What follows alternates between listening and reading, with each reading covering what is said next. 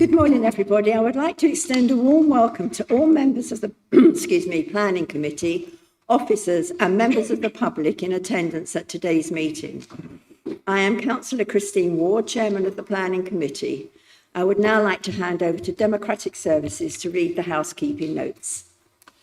Thank you. Please note that this meeting is being broadcast live on the Council's website via YouTube.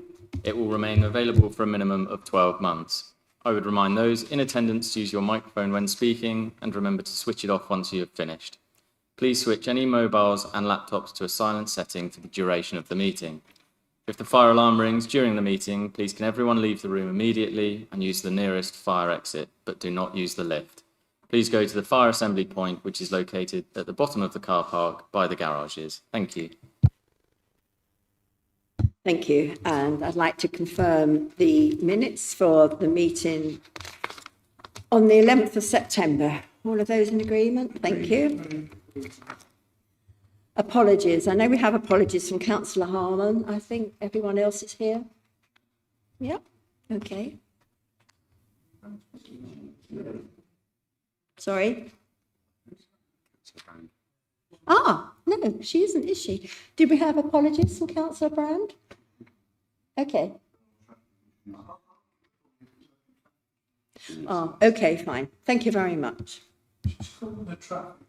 Caught in the traffic. Okay. Okay, so we'll go on to declarations of interest. Councillor Woods. Application 24-10595, land north of Station Road in Fordingbridge. On behalf of the council and myself last year, I opposed this application. So I presume that I can't take part in the discussions or what have you while this is being discussed. Or vote. Okay. Councillor Wade. Thank you, Chairman. It's let's look at the application number. It's the 24/10709, the Laurels, Dibden, Purley. I am on Highton Dibden Parish Council, but I don't sit on the planning committee, but this is in my ward, but I have to date not made any comments in viewing it. So no interest. Councillor Dowd. Yes, the same one. It's not in my ward and I don't sit on the parish planning and I've not taken part in any discussions over it. Thank you. Are there any more? Councillor Wade and Councillor Woods, can you turn your... Sorry.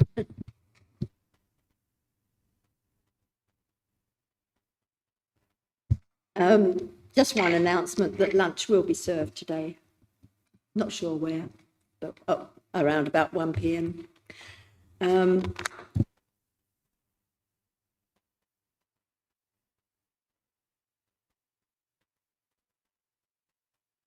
So sorry, I'm telling everybody else to turn theirs off and I forget to turn mine on. Okay. Right, first application, SS16, land north of Station Road, excuse me, Fordingbridge. You'll find, this is application 24/10595, and that is starting at number 5 on the agenda. So, Mr. Bello, would you like to go? We do have some speakers, but I'll come back to you after the presentation. Mr. Bello, would you like to go ahead, please, with the presentation?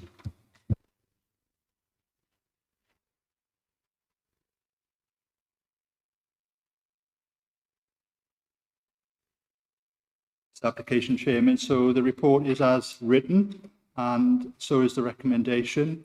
So this is an application for what's called a Section 73 variation of an earlier planning permission.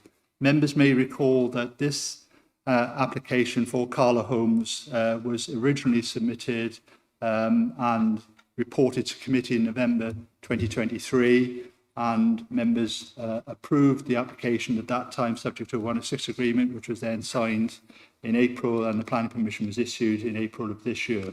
So this application seeks to vary the terms of the original planning permission, particularly with reference to some of the house types, some of the garages and car barns and parking spaces that serve the site. The number of houses is exactly the same as was approved originally.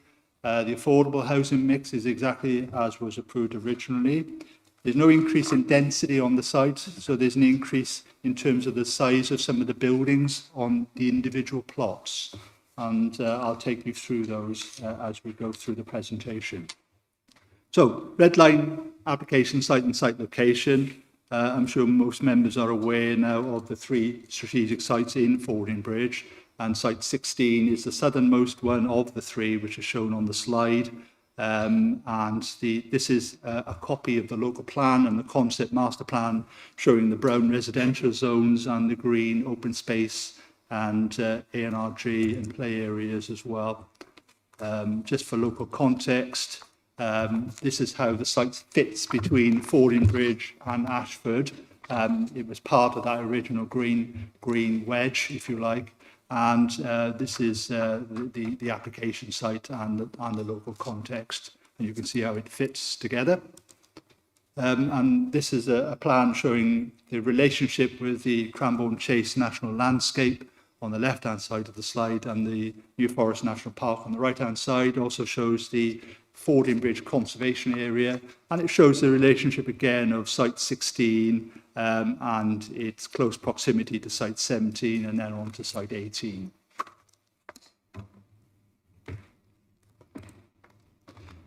So here we have 2 layout plans. The one on the left-hand side is the original permission back in November.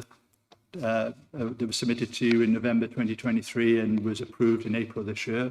The one on the right-hand side is the subject of this application. So what I wanted to just show you on this is that the actual layout of the site is pretty much the same. The point of access is exactly the same. There's the Allenbrook Nursing and Care Home.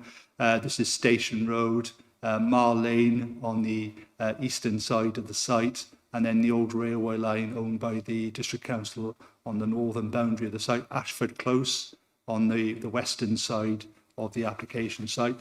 Ashford Close is the only estate development that has an interface with the application site. Apart from Marl Cottage, there are no other residential dwellings that actually back onto the site. So the left-hand side is the original permission, the right-hand side is the variation. It's a case of spot the difference, which you can't do unless you zoom in, because the actual areas of residential are exactly the same. The layout of the site is exactly the same with the road layout. The areas of open space are exactly the same, and the areas of play and other parkland within the development site are the same. So what we're talking about is just some of the original plots have changed in terms of the house designs and the house styles. Here's an example where I've given you an inset plan of the relationship with Ashford Close. There were some objections from Ashford Close residents. The 2 plots that are changing are essentially this plot here, which was a pair of semis. You will notice on the right-hand side, they're now a pair of semi-detached detached 4-bedroom units, and they were a pair of 3-bed semi-detached units previously. And then there's a plot here which is shown in blue, and that has changed from a 3-bed house to a slightly larger 3-bed house with a garden room extension at the rear. And these are some photographs showing the relationship with Ashford Close itself. So there are fairly minimal changes now to the Ashford Close boundary itself. There were no objections from the northern side. There was an objection to this plot that was changing, but that's been changed back now, so it's exactly as it was, that purple plot there. And there's an objection from some of these residents at the bottom end of the site. But as I said, the change there is fairly minimal. So that's the relationship with Ashford Close. Parking has also changed. So essentially, the layout of the site is the same. The car barns, which are open carport type arrangements, some of them have been changed to garages. So they've essentially put a door on the front of the car barn to enclose it as a garage. The number of car parking spaces on the earlier proposal, the earlier approval was 483, and you can see the breakdown of those car parking spaces. The number of spaces now has gone up to 506.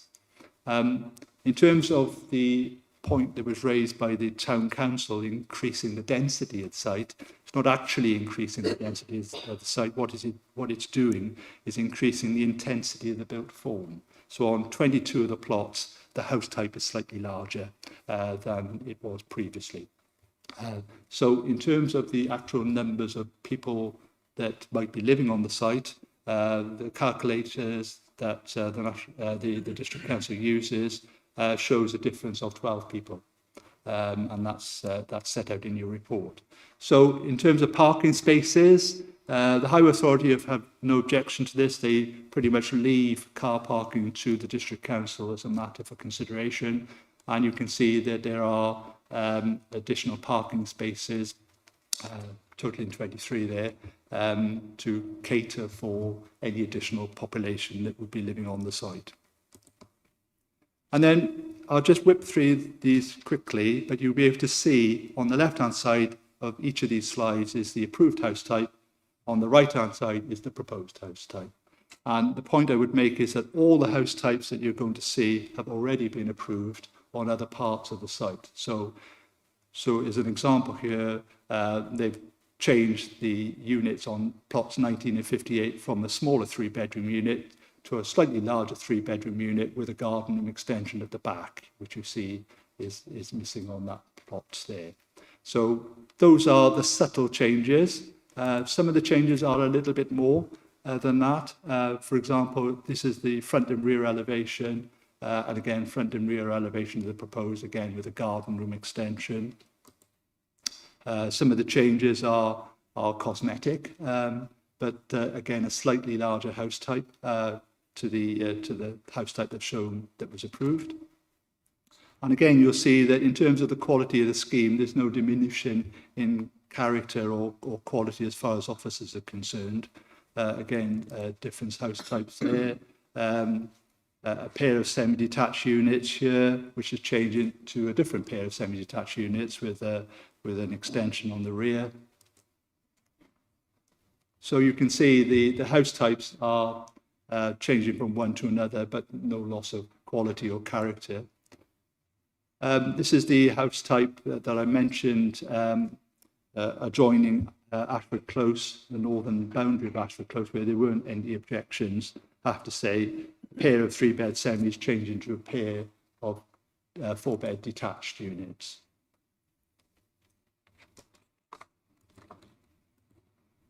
Again, some changes, as I said, fairly minor changes.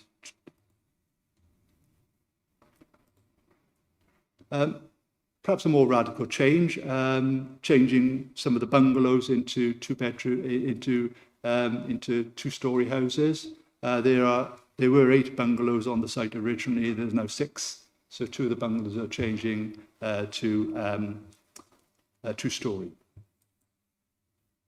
And again, some of the bungalows, or some of the chalet bungalows, if you want to call it a chalet bungalow, it's not really a chalet bungalow, but that's what people equate to 1.5 stories, change into a full 2-story.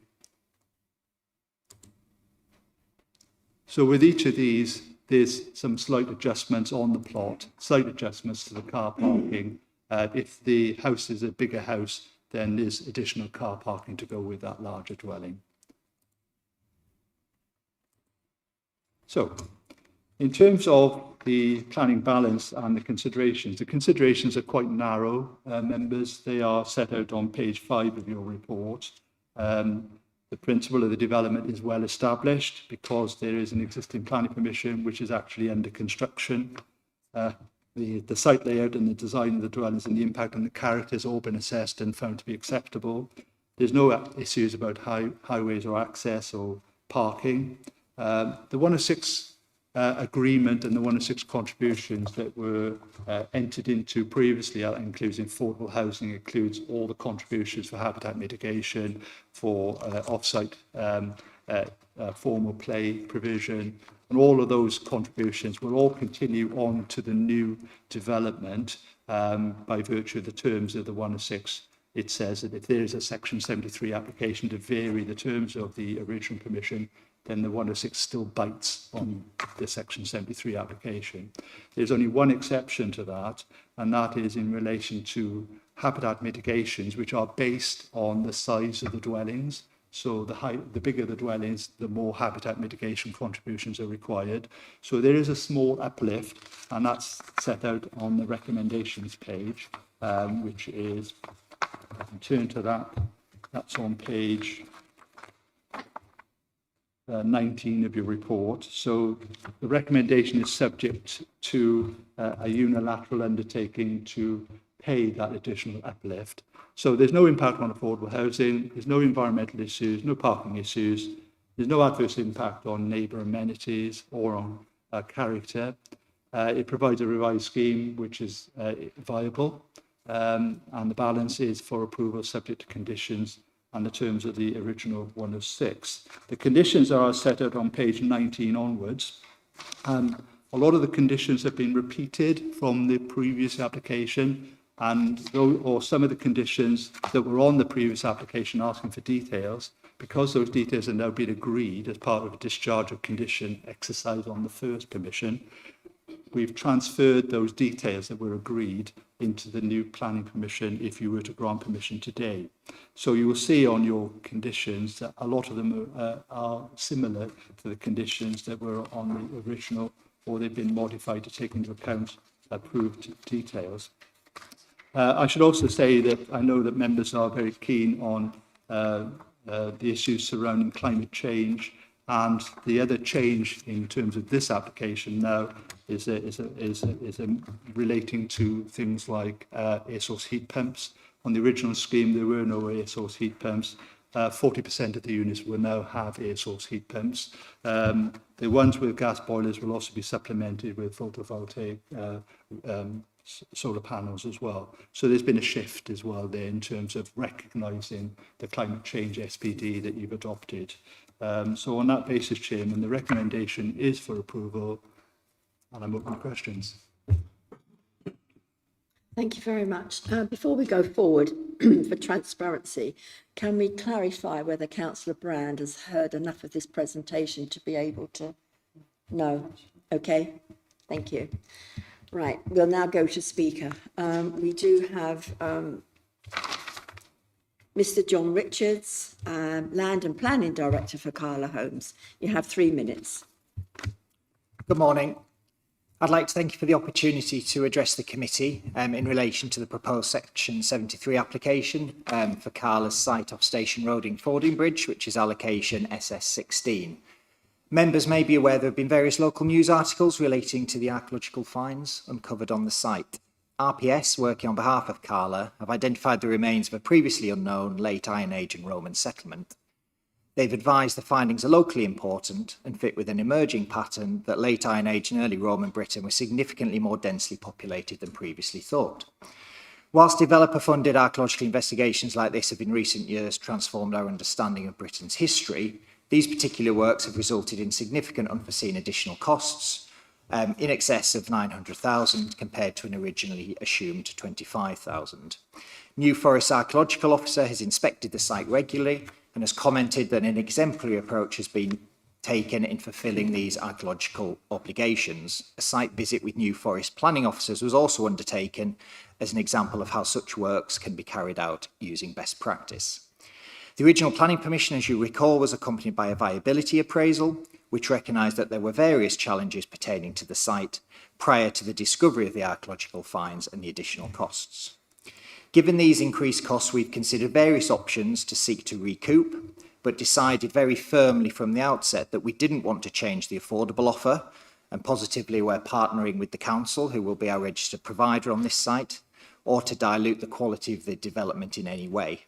It was therefore concluded the most appropriate option was to seek 2 minor material amendments to the scheme, which are capable of delivering additional value for Cala, whilst not undermining the fundamental considerations that went into the planning balance for the development. The officer report has provided a comprehensive summary of the Section 73 changes, which I won't repeat. However, it's important to reiterate that the changes do not seek to increase the number of dwellings proposed or make any changes to the affordable housing mix or tenure. Furthermore, no new house types are being introduced. It's considered the minor material amendments strike an appropriate balance between delivering the required revenues to offset the significant increase in archaeological costs, without any change to the overall affordable housing offer or diluting the design or architectural quality of the approved scheme. On the above basis, we hope you agree with the recommendation of your officer, and we look forward to continuing to deliver this high quality housing scheme for Ashford and Fordingbridge. Thank you. Thank you very much. Members, do you have questions either for our officer or Carla Holmes? Councillor Richards. So I was pleased to hear that some of the houses will be getting heat pumps and the others will get solar panels. So I was wondering how you just made that decision, why you decided to just put heat pumps in some of the houses and how you decided which houses were going to get them. If you recall the original committee, I think a question was asked regarding the gas strategy. At that point in time, we hadn't had confirmation of the sufficient electricity capacity. You'll obviously recall with the strategic allocations and the Penny Farthing and the Metis developments, there's significant additional demand.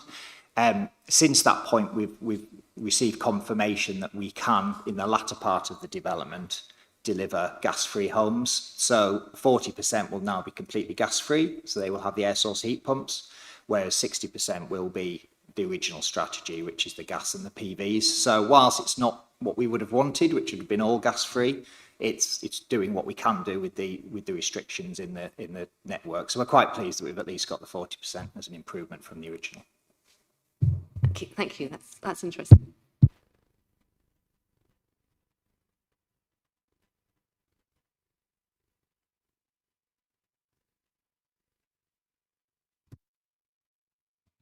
It's on now.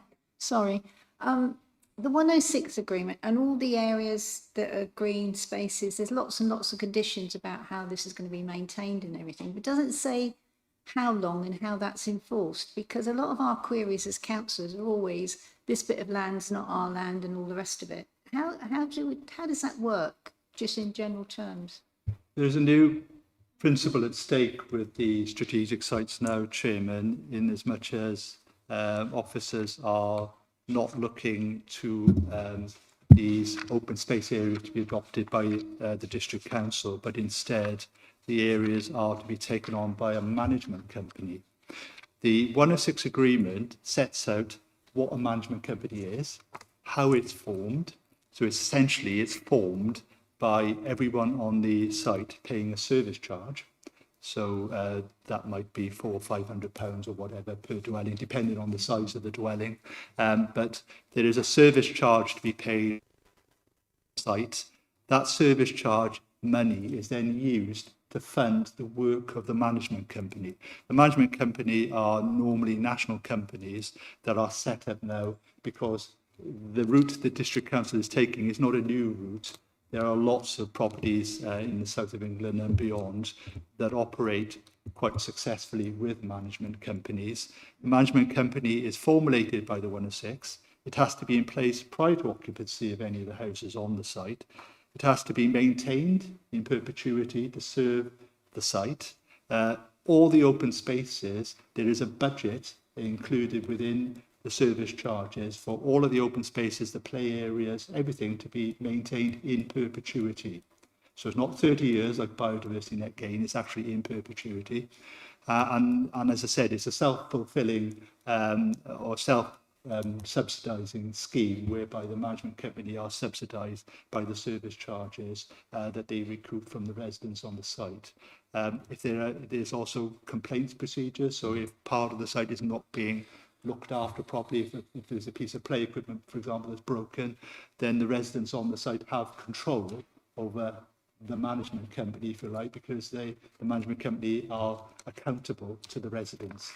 So it's the residents that are in charge, if you like, rather than the district council.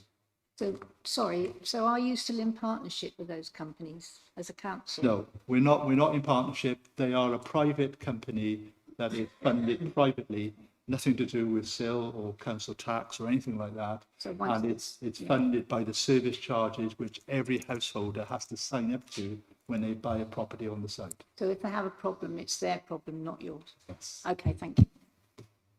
Are there any more questions? In which case we're going to debate. Does nobody have anything to say? Councillor Dowd. Yes, this is a balance sort of question again, isn't it? We were satisfied with the development last time. It's good to see that we've got heat source pumps in addition to the original application. By and large, there is no reason this time to object.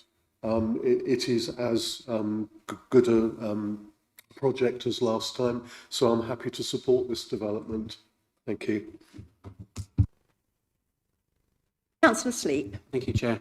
I would just like to compliment the developer on actually finding £1 million by changing a few properties and still maintaining what we've already approved. I think it's a very good example of cooperation between the council and the developers, and no one's going to query that there's anything going on other than actually trying to recover that sort of costs on this development. I'm pleased for it. Thank you.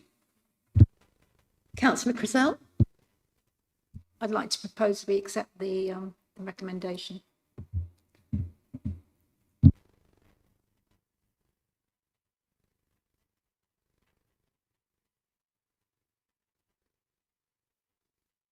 Yes, Chairman. Councillor Wade, sorry. That's right.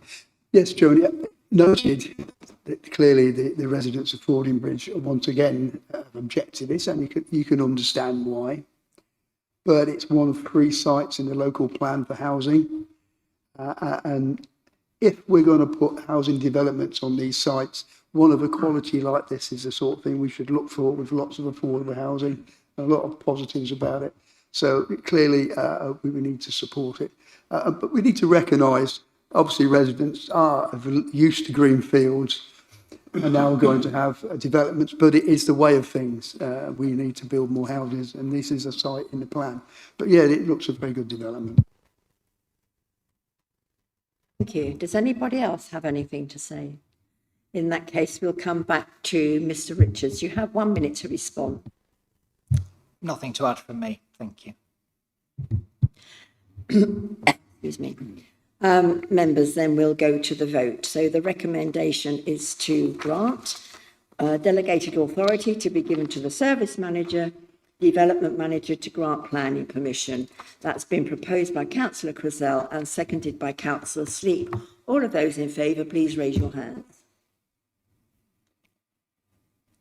That's unanimous from those voting. That's unanimous and that's been granted. Thank you very much.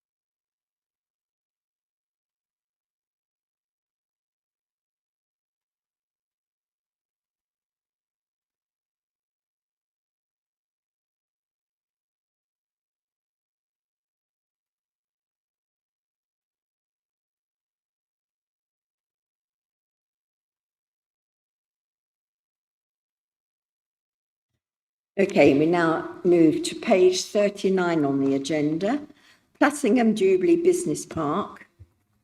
This is application 24/10494. It's coming to us because it's an NFDC application, so for transparency, we are bringing it to planning committee.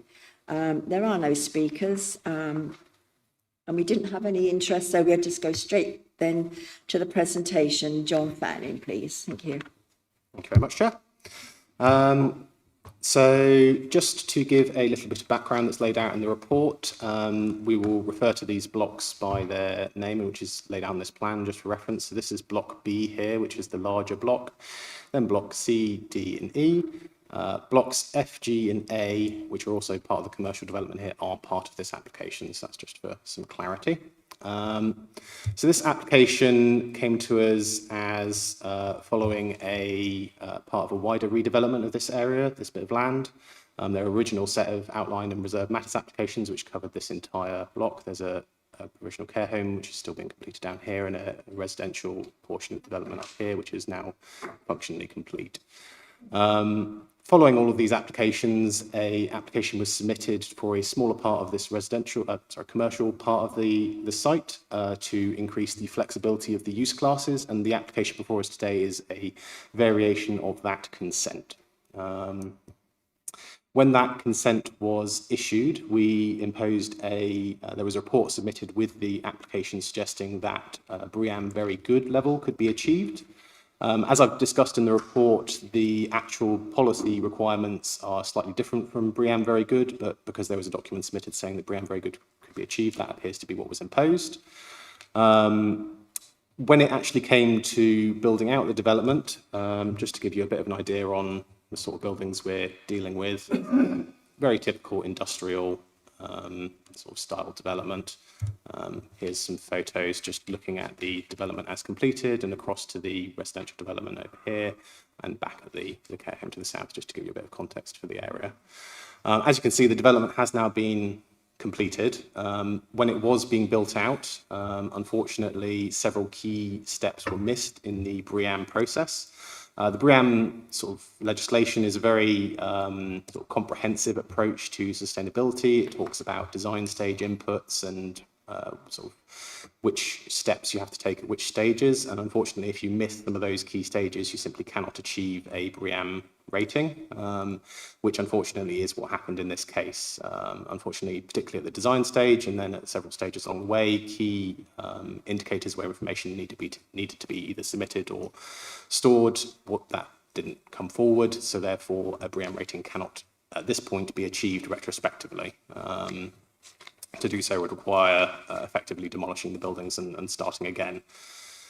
We do now find ourselves in the unfortunate position where we have a condition requiring the BREEAM standard, which cannot be achieved. And obviously we have to take an approach on how we want to proceed. In this case, as laid out in the report, a number of steps have been implemented as part of the development to achieve sustainable standards. As discussed, they can't unfortunately achieve the BREEAM standard for the reasons discussed. But the balanced position that we've taken is that given the sustainability steps that have been taken, we think in this case that is probably a more pragmatic approach than insisting that any further other alternative works be taken. And in terms of the wider sustainability interests in the district, we think that's a more sustainable solution. So the recommendation is to remove the BREEAM condition. In the interim period, a number of the other conditions also have to be reworded to reflect the fact that the development has now been built and or various conditions were discharged. So a number of the other conditions have been modified to reflect that as well. Obviously, the key details are laid out in more detail in the report, but I'm happy to answer any questions if there are any. Thank you very much. Thank you. Councillor Cressell. Could I ask the officer, could you just give me one example of what wasn't done, what can't be done, the main thing that can't be done? And it keeps talking about what you couldn't do, but it doesn't say what you couldn't do. Yeah, so in the BREEAM review report that was submitted with the application, there was a number of sort of key credits that were missed. An example might be the sort of sustainable report options, TRA02, where that requires that at the design stage, a project brief is put together to secure like local cycling networks and publicly available pedestrian routes. Now, obviously, we can, as an NFTC application, we work with ourselves to do those sorts of things, but there was no sort of formal process that happened, so therefore we can't achieve the BREEAM credit in this case. And there's, as I said, in that report, there's a whole slew of those issues, which unfortunately, simply the documentation wasn't secured as part of the construction process, so therefore we can't retroactively go back and say, yes, we did that, because during the design stage process that didn't occur, so the BREEAM assessor can't sign off on those things. Now, they have laid out, they have sought to achieve BREEAM level standards in various criteria. But as I said, where we can't formally demonstrate that we have achieved the BREEAM standard, but then we can't formally achieve any BREEAM rating. Well, it's very embarrassing, actually.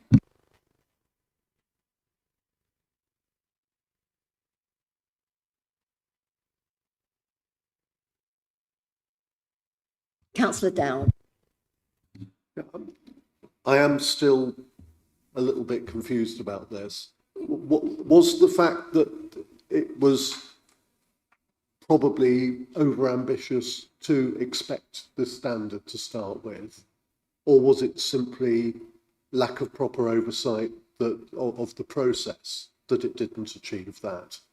Because I mean, obviously, mistakes have happened. So we've got there's a process, but there's also given that we have expectations as a council for sustainability and looking at the effects of climate, this is quite an area, isn't it, of underperformance one way or another. So I'm still not really sure whether it was simply over enthusiasm to go for a standard that really wasn't attainable, or whether it was just a process error where we didn't achieve what, as you said, was a clearly laid out process of what to do. So in the originally submitted application, there was a BREEAM assessment that was submitted and taken place that established that they did believe that they could achieve BREEAM very good status based on the sort of position they were in at the time. As I've discussed in the report, the actual policy requirement would have been this larger building, which is Block B here, should have achieved BREEAM excellent, and the other buildings should have achieved just the water quality standards of BREEAM, which is a separate sort of reduced rating. There wasn't any discussion in the report at the time about why the BREEAM very good status was selected instead. Obviously, there was a very good report submitted. There was a report submitted with the application saying the entire site could achieve very good. As to why the development hasn't achieved those standards, as I said, unfortunately, I think it is a case of during the handoff transition, when the council when the site came into the council's ownership, I think there was a bit of confusion about how these standards should be met. As I said, the BREEAM review report submitted with the application outlines sort of the various different stages and where those criteria weren't being ticked off when they should have been. Unfortunately, I can't speak to detail as to why that happened. Obviously, from our point of view in the planning department, we're just being presented with the end outcome, which is we haven't achieved these standards, and we now have to figure out how to deal with that. So I suppose looking at it from a different aspect, it's are we satisfied that the overall result is still better than what you're saying is that the kind of sustainability aspect and the ecological aspect is still higher than a bog standard build, so there is still some merit to this. I will say I'm not a formal BREEAM assessor. I can't necessarily say that I think the standards we've achieved are higher. What I can say is I think we've achieved all of the standards that we can reasonably retroactively achieve on the buildings as they exist. The BREEAM review reports laid out say that we've achieved what we can in terms of the sustainability standards. Yeah, that's as far as I'm not being clear. I mean, you have things like the Hoof's house standard or whatever it is, which is a really high standard, and you can achieve aspects of that and end up with something that is commendable. It just doesn't achieve that particular standard. Are we talking about a kind of commercial building equivalent of that? That's really what I'm struggling to understand. Yeah, so the BREEAM standard is the sustainability standard for commercial buildings, effectively. So that is what the BREEAM standard is. Now, as I said, we cannot achieve the BREEAM standard here because there are certain credits that you have to achieve a rating, which we simply can't achieve here in this building as it's built. Where we can achieve the credits that we can, although we can't officially score a BREEAM rating, we have achieved the credits that we can achieve at this stage, basically. Councillor Woods. I believe the BREEAM sustainability policy is mandatory in central London, the London area, but it's not mandatory outside London. How many councils do, in fact, try and apply the policy when they're building industrial units? Were we unusual in applying the policy, or is it quite common practice now for councils outside London to apply the BREEAM policy? I can't speak to specific numbers. I would say it's reasonably common as a standard, and specifically in our local policies, we have adopted policies which do require BREEAM standards to be achieved. So it has been our policy position for a number of years in a number of iterations of our local plan to achieve BREEAM standards. The actual precise levels to be achieved have varied over time, but oftentimes, depending on the type of development, a pragmatic approach can be taken to the BREEAM status, but that would obviously depend on the site specifics. So on this occasion, would you say that was a serious error or a serious mistake that this was missed?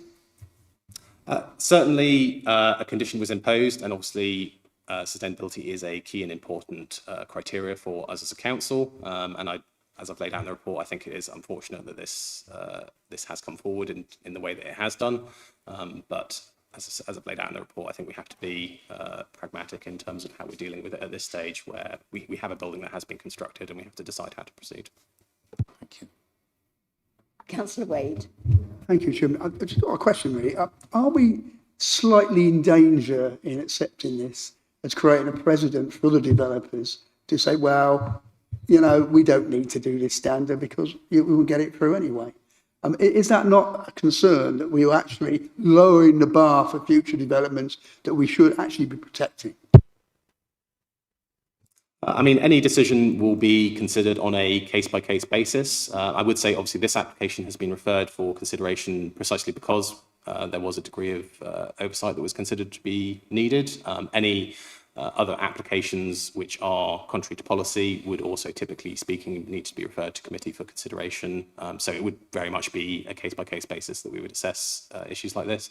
Obviously, we do, as a council, give great weight to sustainable development, and yeah, it would have to be a case-by-case basis where we would assess the specifics of the site and the circumstances.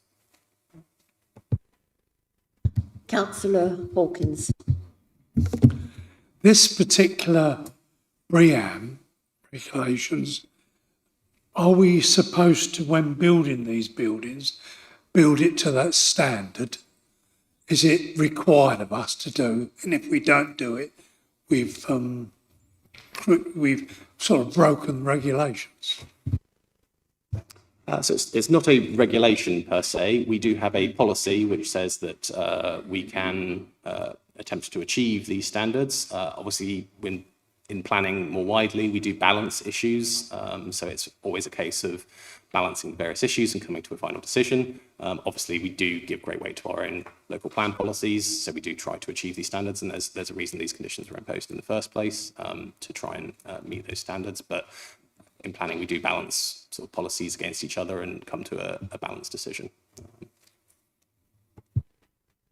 Councillor Sleep. Thank you, Chair. So basically what we're saying is we haven't ticked the BREEAM boxes, but in your statement here in the actual report, it says, notwithstanding the above, a supporting statement has been provided indicating whilst formal certification has not been achieved, the development has been constructed with sustainable standards in mind. So we've actually got certification to that effect, haven't we? Taking into account Councillor Wade's concern about establishing precedents. We have got some cover on this, haven't we? So again, there's not certification because associated with it, the BREEAM standard can't achieve certification, because if you don't achieve those credits, then you don't get a certificate. So that's to be clear. What I'm saying is in that document, they've laid out the credits that they have achieved. So if they were undergoing the BREEAM assessment, then those are the credits they would have achieved. But there is no formal certification because the BREEAM standard can't be achieved associated with the development. Yes, sorry, Councillor. I just wondered if there was any, if we've lost any economic benefit of it, because it states that the use class was B1 and now it's E. Has there been any impact on people that can use the facilities or anything that would mean that we're not going to do as well out of the units as we were originally? So just for full clarity, there has been a bit of a change in the use class descriptions. So the E class now covers a lot of what were formerly the more industrial uses. So that the use classes for this application remain the same as the previously expanded application, which basically covered a number of sort of commercial industrial uses and also for these units potential storage use as well. So there's no change in the use classes proposed as part of this application. The use classes remain the same as the previous application. So no impact on the business case at all? Councillor Rickman.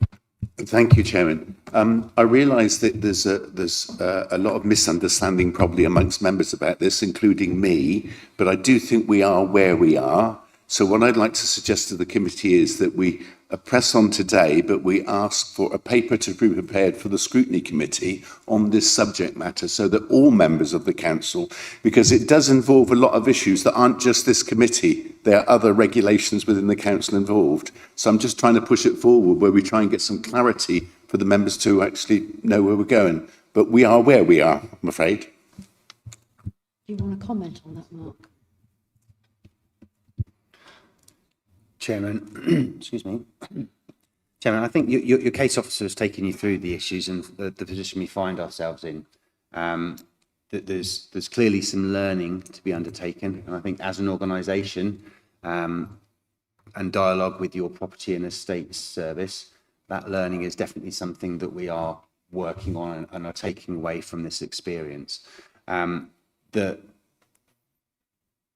The property team are very much alive to that and will be mindful of that when they go forward in any further acquisitions and any further site developments.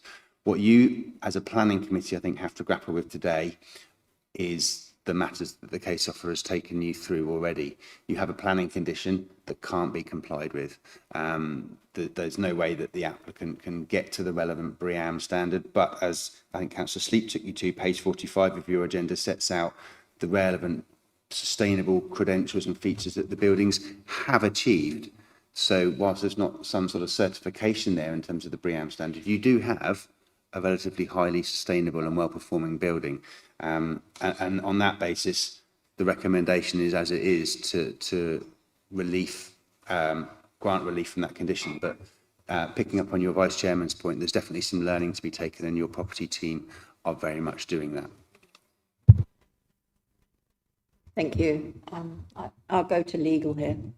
Thank you. Just in relation to any scrutiny report, certainly if members are showing a desire that the council looks at this in the broader context from the perspective of the council as an applicant here and as a landowner and acquiring the properties, then I can certainly take that away. It's a separate issue to you as a committee dealing with this as a local planning authority, as Mark has said, and you have to consider it on the basis of what's before you.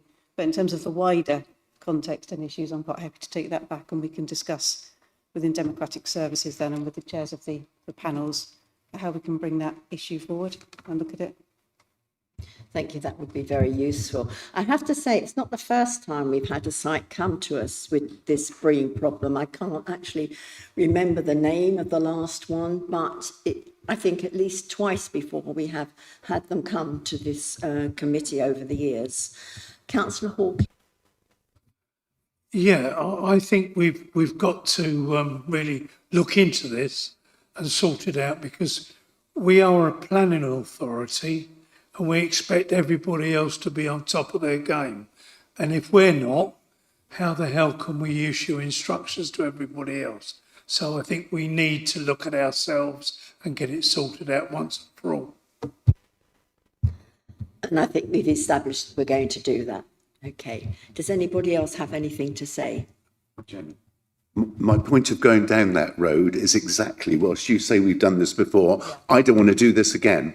It's difficult, it's embarrassing for members, and it's just not good look outside. So let's have a proper look at it. The other sites weren't NFDC sites. No. No.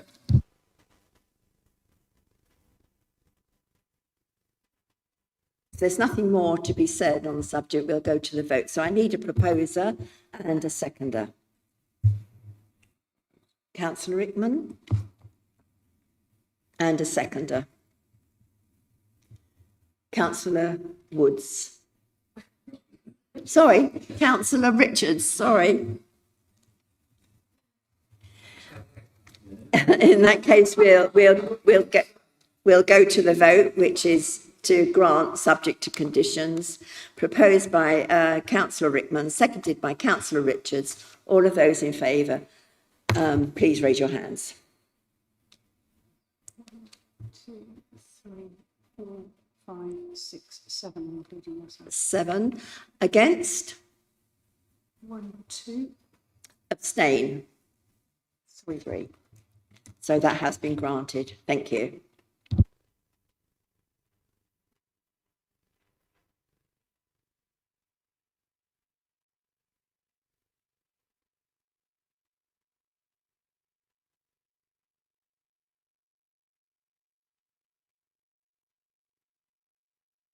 You're on this next one too.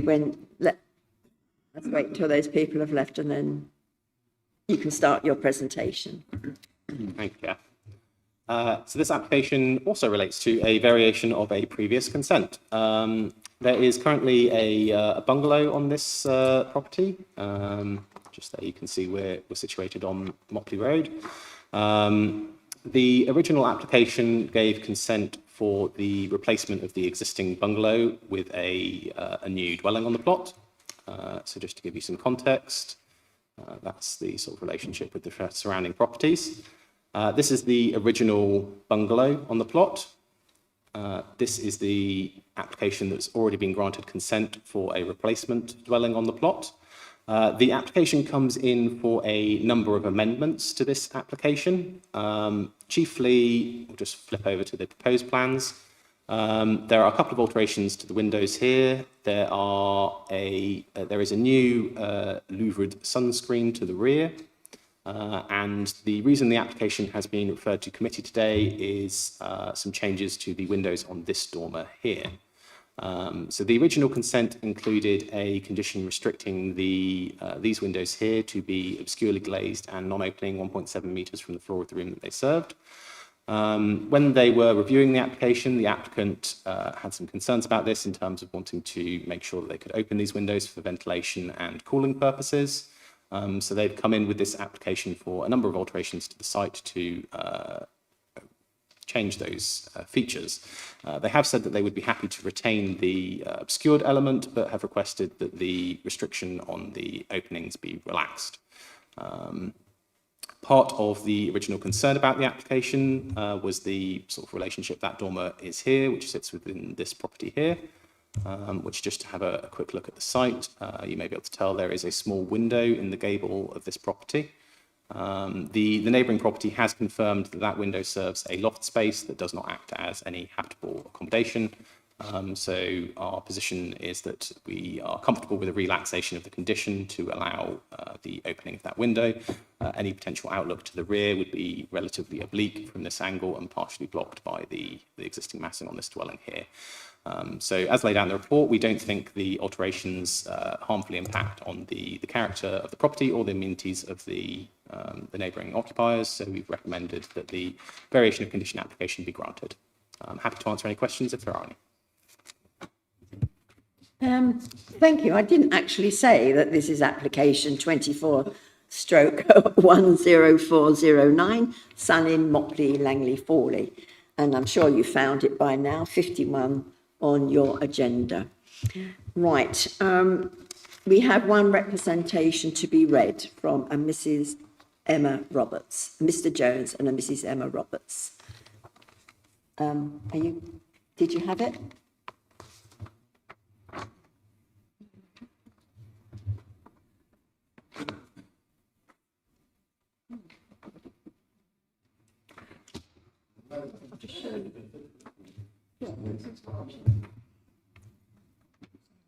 Is that the one you said you hadn't received? Oh. Okay. Just going to check.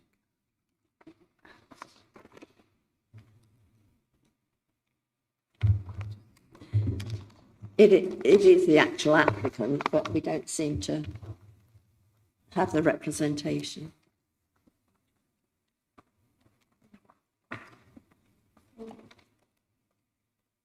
No?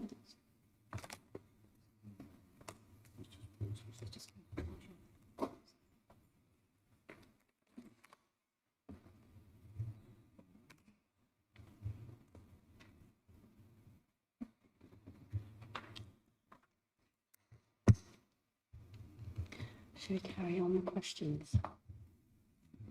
No.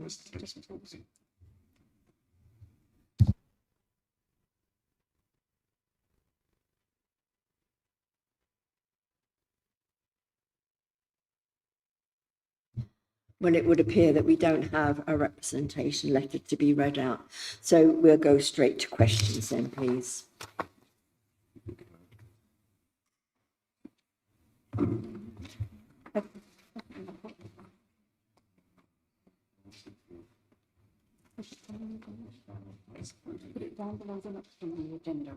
Okay. I'm just going to move this down. We'll double check to see if we have a letter anywhere.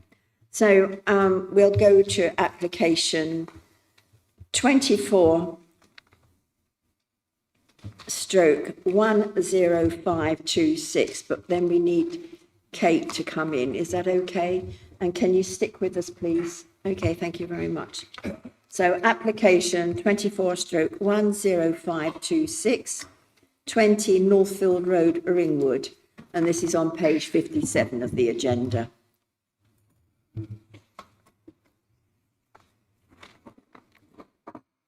We do have speakers, and I'll come to you after the presentation.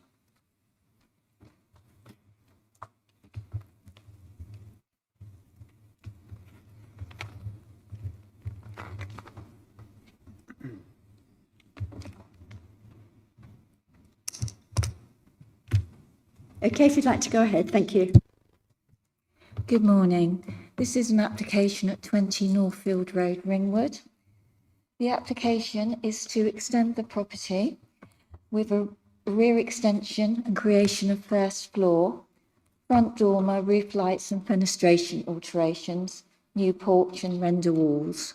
The recommendation is to grant. The reason it's at committee today is there's a contrary view with District Councillor, Councillor John Hayward. Right, so this is the red line plan. As you can see, the footprint of the dwelling is as existing. So this is the footprint of the bungalow here, and it's got a carport to the side and a detached garage. As you can see, it's got a reasonable sized plot, which is the same size as the plot to number 18 to the west. The properties to the east have smaller plots, so we've got 22 Northfield Road and 33 Highfield Drive here in particular. So this is the local context. So as you can see, the site is outlined in red, and it's to the north of the town centre of Ringwood in an established residential area. You've got sort of traditional roads, historic roads, which form sort of the main structure, and then you've had a lot of modern infilling. And this is an aerial photograph. Again, the site is outlined red, so you can see it sits within a group here of similar hipped roof dwellings with different sized plots. In the wider area to the other side of Northfield Road and also down in Highfield Road, you can see there is more variation in roof form. We've got some longer ridge lines here, and dormers are also a feature of the area. So this is the block plan which shows the extension. The built form will be extending back into the rear garden, but it will not project beyond the existing garage. So this plan shows the existing and the proposed floor plans. So as you can see, you've got the detached garage there on the existing, so it's coming out, as I said before, it's not projecting beyond the rear wall of the garage. The roof does project beyond the rear wall, so that provides some screening to the first floor window. And this plan just shows the existing and the proposed elevations respectively. So the existing north is the front elevation. So the property will be increasing in height, but it will be retaining its hipped roof form. So we've got a hipped roof porch added to the front and the front dormer. And then we've got roof lights introduced on the east elevation, which we're facing towards the garden area of 22 Northfield Road. And this is the, so we've got the rear elevation, which is the south elevation. So again, as you can see, you've got it going up to a gable at the end. And this is the elevation that will be facing 18 Northfield Road. Now, these are some street scenes for you. Obviously, I've indicated the application site by the presence of the red arrow. So as you can see, it sits within a similar group of bungalows at the moment. And this is it looking from the other side of other end of the road. This view is just the other side of the junction of Highfield Drive. As you can see, you've got some longer ridge lines, and you've got dormers, roof lights. And this is on the opposite side of the road, which has a much more varied character. We've got bungalows and houses. And here's a couple more photographs just to show you the variety. And this property is virtually opposite the site. That's something that seems to be in the process of being developed, so you can see the dormers. So we've got the front and the rear elevation here of the existing dwelling. So these are views taken from the rear garden of the application site. So we've got 18 Northfield Road here. There is fencing with a bit of trellis, which isn't that clear in this photograph, but it does exist. This is looking towards 22 Northfield Road and 33 Highfield Drive here. These views, you've got 33 Highfield Drive and 31 Highfield Drive, which border onto the side boundary of the application site. And this is just looking towards the rear boundary. The rear boundary is the common boundary with the rear garden of 31 Northfield Drive, sorry, Highfield Drive, I apologise, which runs along the back of the property. So here's some views, firstly from 22 Northfield Road, which is to the east of the site. This is looking towards the application site. So if you remember, obviously it will be going up by about 0.7 metres and the roof line will be coming back, just stopping just about in line with the back of the garage. So it gives you an indication of how it will appear to the neighbours. We did have some objections on the initial plans from this neighbour with regard to overlooking. They were concerned about the roof lights. The roof lights are actually indicated on the plans at being 1.8 metres high from the floor level of the room they're serving. As a rule of thumb, permitted development allows opening windows on side elevations if they're above 1.7 metres, because obviously people vary in height, but it is sort of accepted that, you know, on average, there wouldn't be unacceptable overlooking at that height. And we have added a condition to ensure that they're secured at 1.8 because that's what's shown on the plans. So this is looking towards 18 Northfield Road, which also had concerns with the application. So this is the, as you can see, there is a separation to the front, you know, 18 Northfield Road is set away from their boundary, and the extensions will not increase the width of the property at all, so it's all in the built form. This is looking at, again, 18 Northfield Road from the rear, so you can see, and they've got a roof light on their property. And these are the views from 33 Highfield Drive. This is looking from the kitchen and looking from the rear garden, and then a view across the rear garden. So this is the application site here. And again, just looking from the rear garden, 33 Highfield Drive. Lady's here today to speak on her own behalf. And she has concerns about loss of light overshadowing her. Her concerns have been, representations are available to view and have been summarised in the application, in the report. The recommendation is to grant, subject to conditions. As I said before, conditions include restrictions on the proposed roof light with regard to non-opening below 1.8 metres. And that's the end of my presentation. Thank you. Thank you very much, Kate.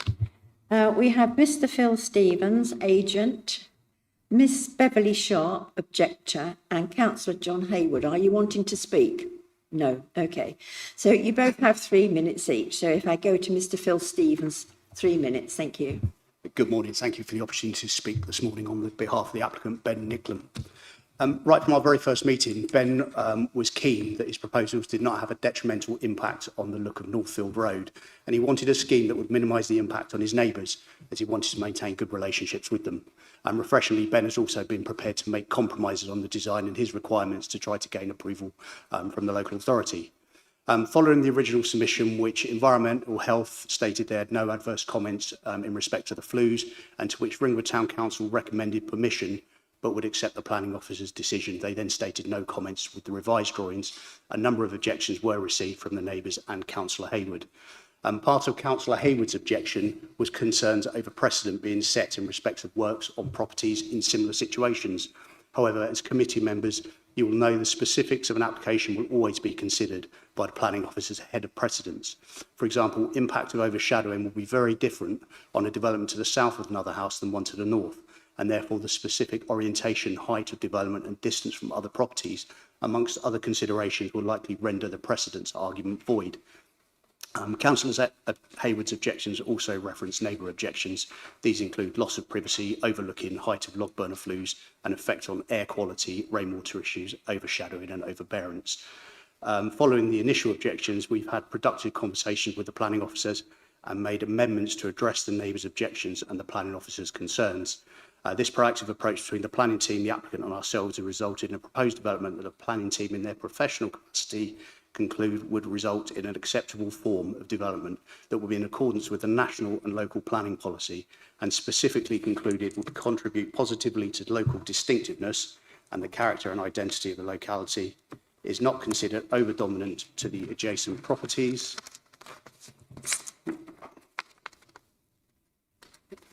Apologies, would not result in an adverse loss of privacy or concern in respect of loss of light or overshadowing to 22 Northfield Road, that the proposed windows in the west elevation would not create an unacceptable level of harm to the amenities of 18 Northfield Road, that the reduced window size at the first floor would provide oblique views of 33 Highfield Drive, and that due to the separation between and the orientation of 33 Highfield Drive and 20 Northfield Road, the development does not result in an unacceptable level of harm to the amenities of 33 Highfield Drive in respect of loss of light or overshadowing.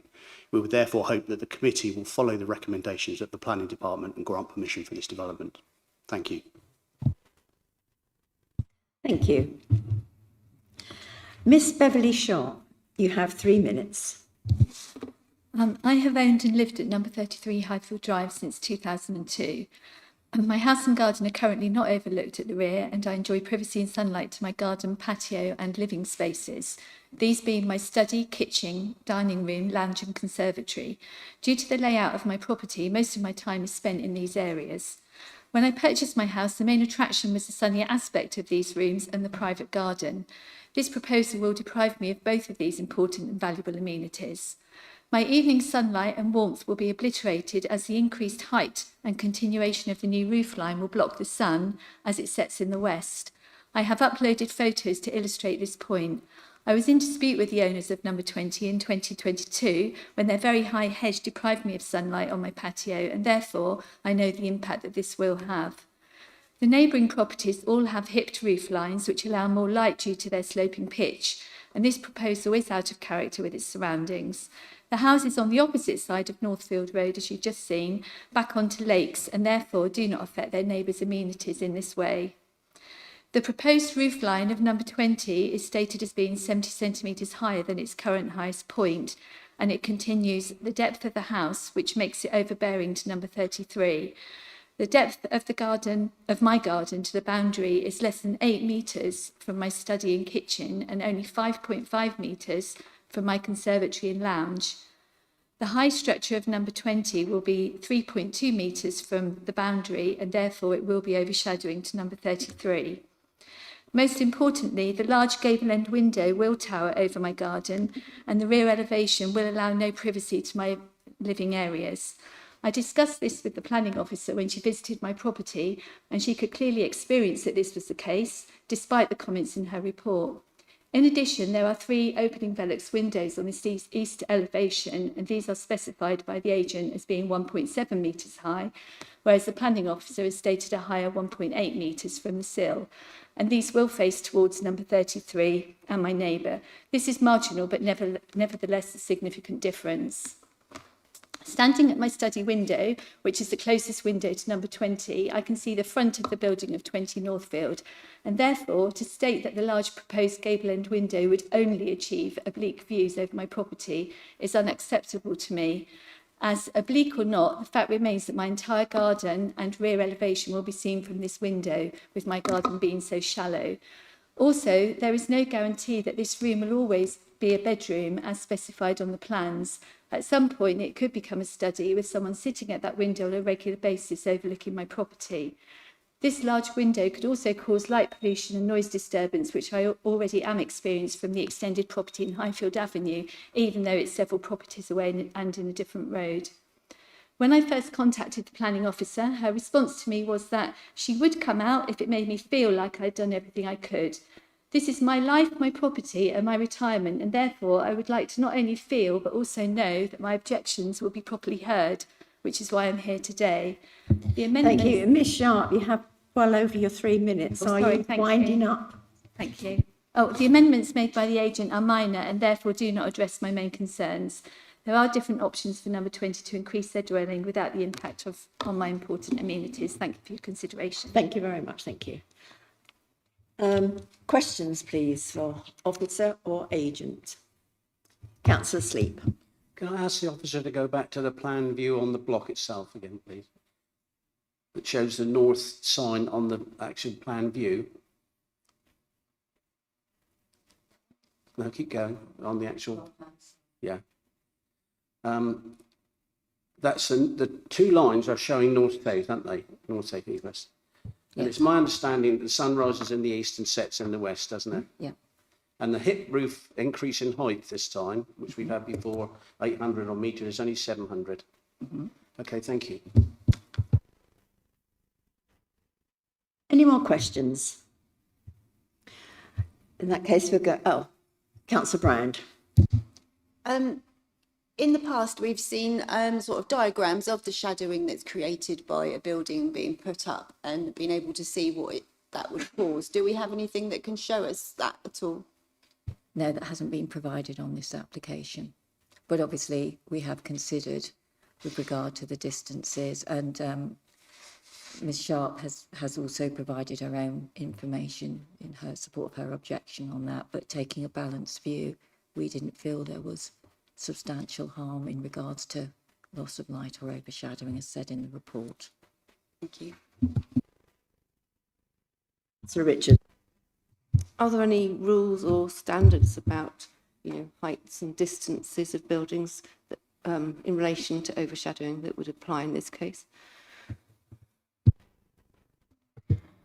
In regard to overshadowing, we do have the BRE guidelines, but they're not part of our policy.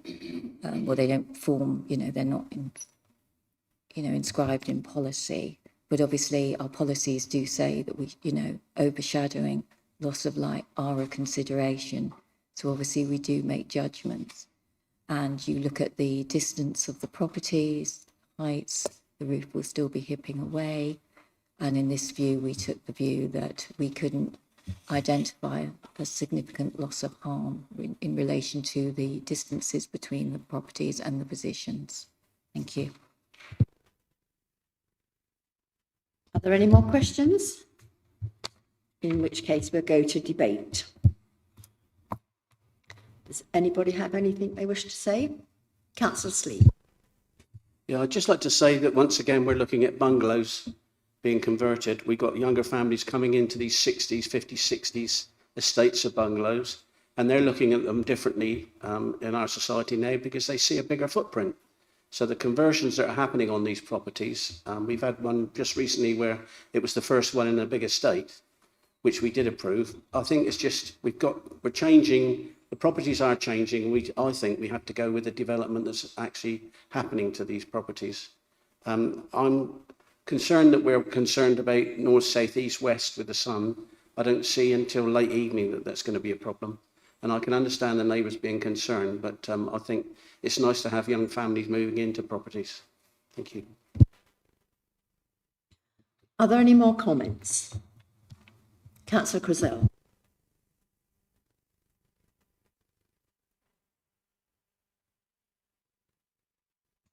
I'd like to commend the applicant for trying to do the best he can for his neighbours. And I feel sad that he's given up on his wood burner, because that would be a big thing for me, I'm afraid. So I think he's done his best and I'd like to support it.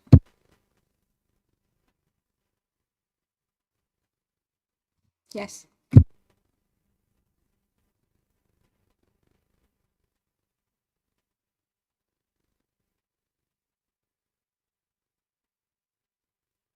Sorry. Does anybody else have anything to say?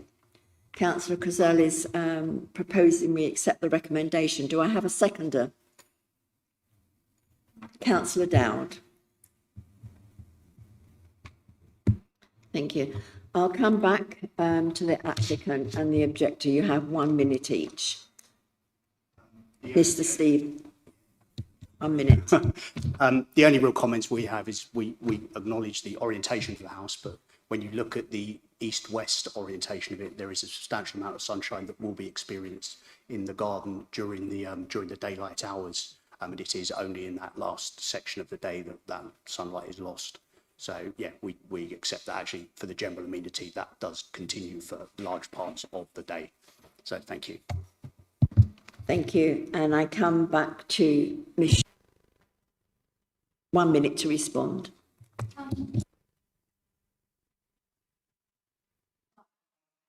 Oh, sorry, microphone, yes, sorry. Yes, I feel that the evening sunlight, I've uploaded many photographs to demonstrate at all different times of the day, and I'm talking about sort of 5 o'clock onwards when the sun sets. Even when there was a hedge of 8 foot high, the sun was going behind that hedge, and we're now talking about a roof, and it's not a hipped roof at the back, it is a large gable end roof. The hipped part is only at the front, and it's the end of the house that's behind my property that I'm talking about, where the sun will be going down, and I will not have any more sun in the evening in my patio and conservatory, and the window will overlook my garden. Thank you. We'll now go to the vote. Our recommendation is to grant, subject to conditions, proposed by Councillor Crozell and seconded by Councillor Dowd. All of those in favour, please raise your hands.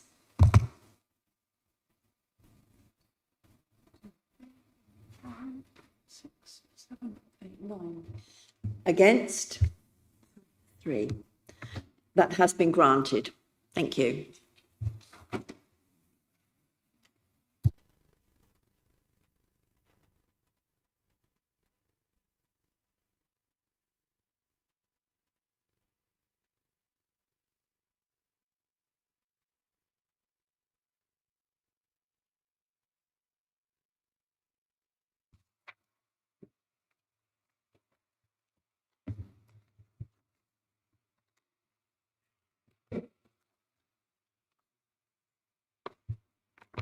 So we're going back now to application 23/10866 on page 51 of your agenda. Sunning, Mopley, Langley, Fawley. And we have now found the representation which will be read. First of all, we'll go to the presentation. You want to redo it? Can you remember? Do you want... I will rerun it very, very quickly, just so we're all clear. It's a variation of condition application. The key alterations from the previous consent are alterations to this window here, which is the objection from the parish is why we are considering this application today. Also an additional louvered sunscreen at the back here and a couple of alterations to these windows to the front to allow additional opening sections. The recommendation is to grant. I'm happy to answer any questions if there are any. Thank you. And I'll now ask for the representation to be read from Mr. Phil Jones and Miss Emma Roberts. Thank you. Thank you. The representation reads as follows. We regret that we are unable to attend the meeting in person today due to work commitments, but we wanted to take this opportunity to provide some background and clarification in the hopes of resolving this matter without the need for another planning application. We have worked diligently to balance our vision for building our dream home with respect for the surrounding area and the concerns of our neighbours.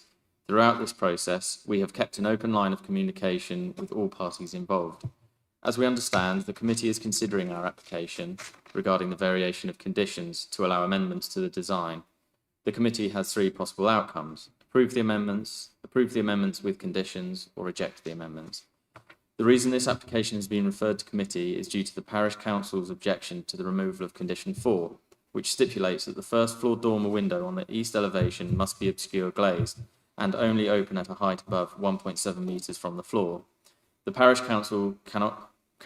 Council recommended refusal unless condition 4 is reinstated, stating that the plans as presented do not show this, and they have cited concerns about privacy.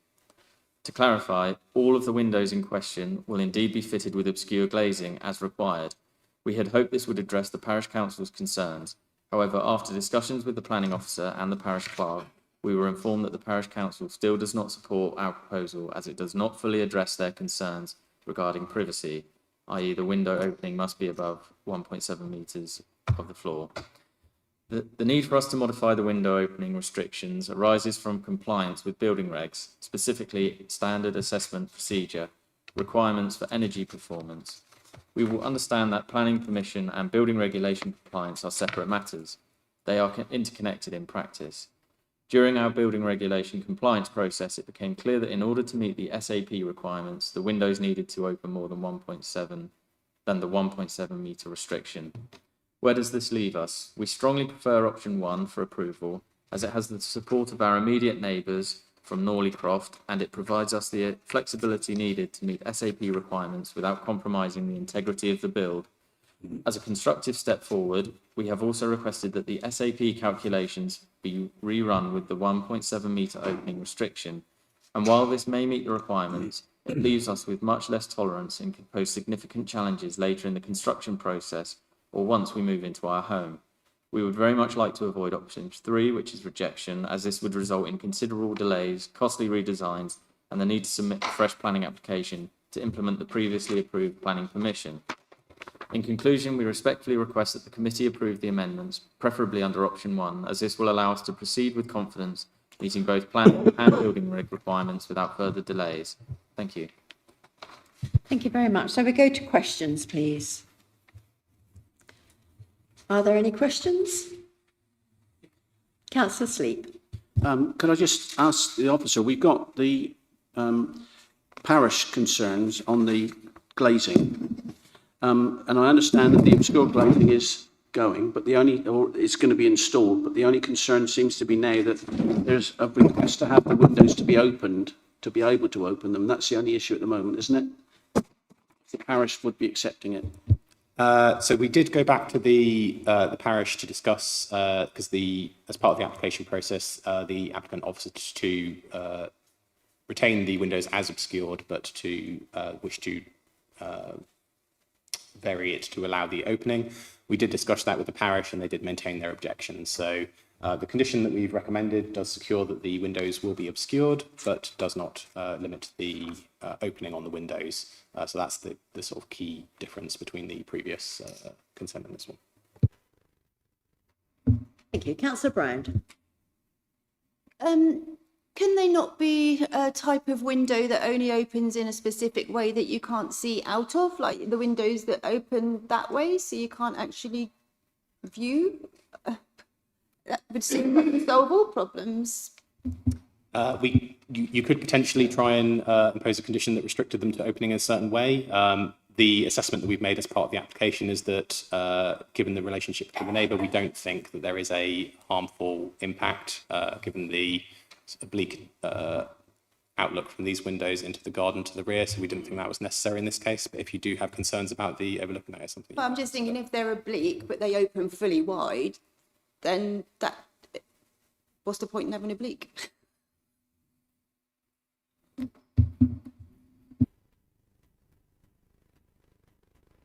Is there a condition? Have we got a condition on that one?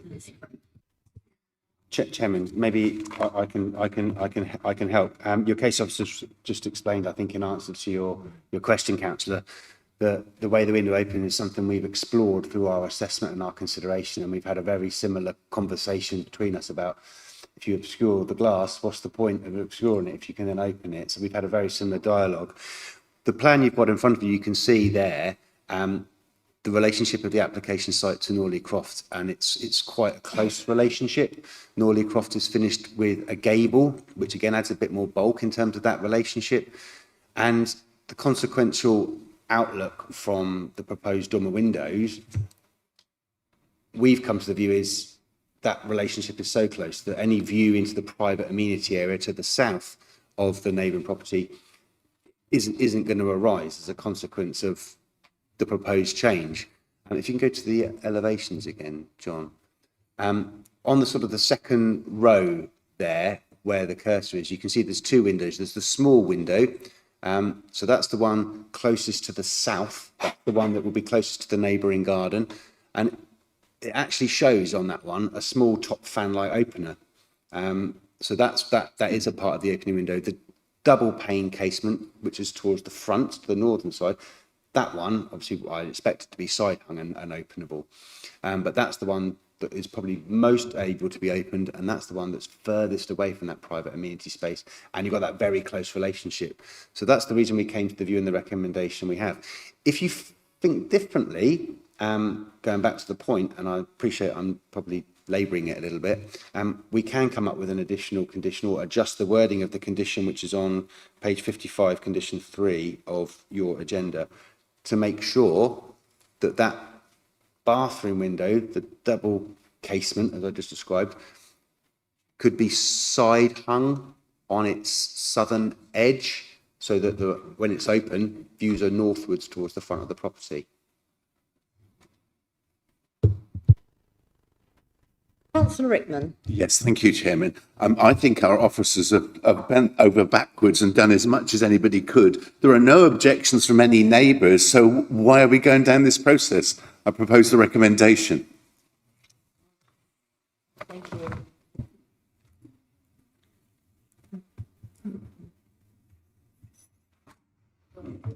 Are there any other questions? Debate? Do you wish to debate? Nobody has anything to say? Councillor Dowd? I'm happy to support option 1. Okay.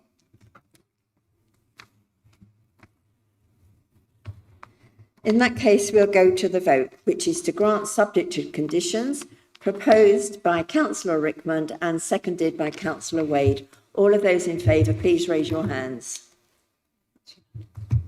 That's unanimous and that's been granted. 24/10627, Greensleeves, Sway Road, Pennington. We do have a statement to be read out, and we do have that statement. Thank you. So no interest, were there? No interest on this. We go straight to Kate Cattermole, if you can do the presentation. Thank you very much. Hello again. Right, so this is an application for Greensleeves at Sway Road, Pennington. The application is for a single-storey side and rear extension, which will in part replace an existing detached garage. The recommendation is to approve. The reason it's at committee is there's a contrary view with the district councillor, Councillor Jack Davies. He's objecting to the application with regards to loss of light for the neighbouring property, the Haven, and also raised concerns about the spaces between the properties. Though he did add he didn't object to the principle of an extension at this property. Mainly his concerns are to do with the impact on the amenities of the neighbour who resides at the Haven. which I'll show you through the presentation. Lymington and Pennington Town Council did recommend refusal, but they were happy to go with a delegated decision, and their concerns related to potential loss of light to the neighbouring property. Right, so this is the red line plan. So Greensleeves is outlined in red. As you can see, it's the footprint of the existing bungalow, chalet bungalow, I should say, and the detached garage, which is to be removed, is here. The property of concern to the councillor and who the statement is from is the resident at the Haven, which is to the east of the property. So this is the local context. So as you can see, it's outside the built-up area of Lymington, and it's a reasonable sized plot within a small group of other properties. And this is the aerial photograph. You can see how green it is. This is the Haven, and they have a conservatory, which is the reason of their concern is the impact on the conservatory, which sits to the side of the property. As you can see, to the other side, I believe that's called the Laurels. That is extends up to the side boundary. These are houses. The property in question is a chalet bungalow, which is significantly lower. And this is just to show the constraints. This is the extent of the green belt. So the property lies within the green belt, and the relevant green belt policies have been considered, as you can see in my report. So this is the block plan, which shows the extension. As you can see, it comes to the side and also projects to the rear of the property. And you can see the relationship with the Haven, which is to the east. So this is the existing floor plans of the property and elevations. Oops. Yes, existing elevation, sorry, just double checking.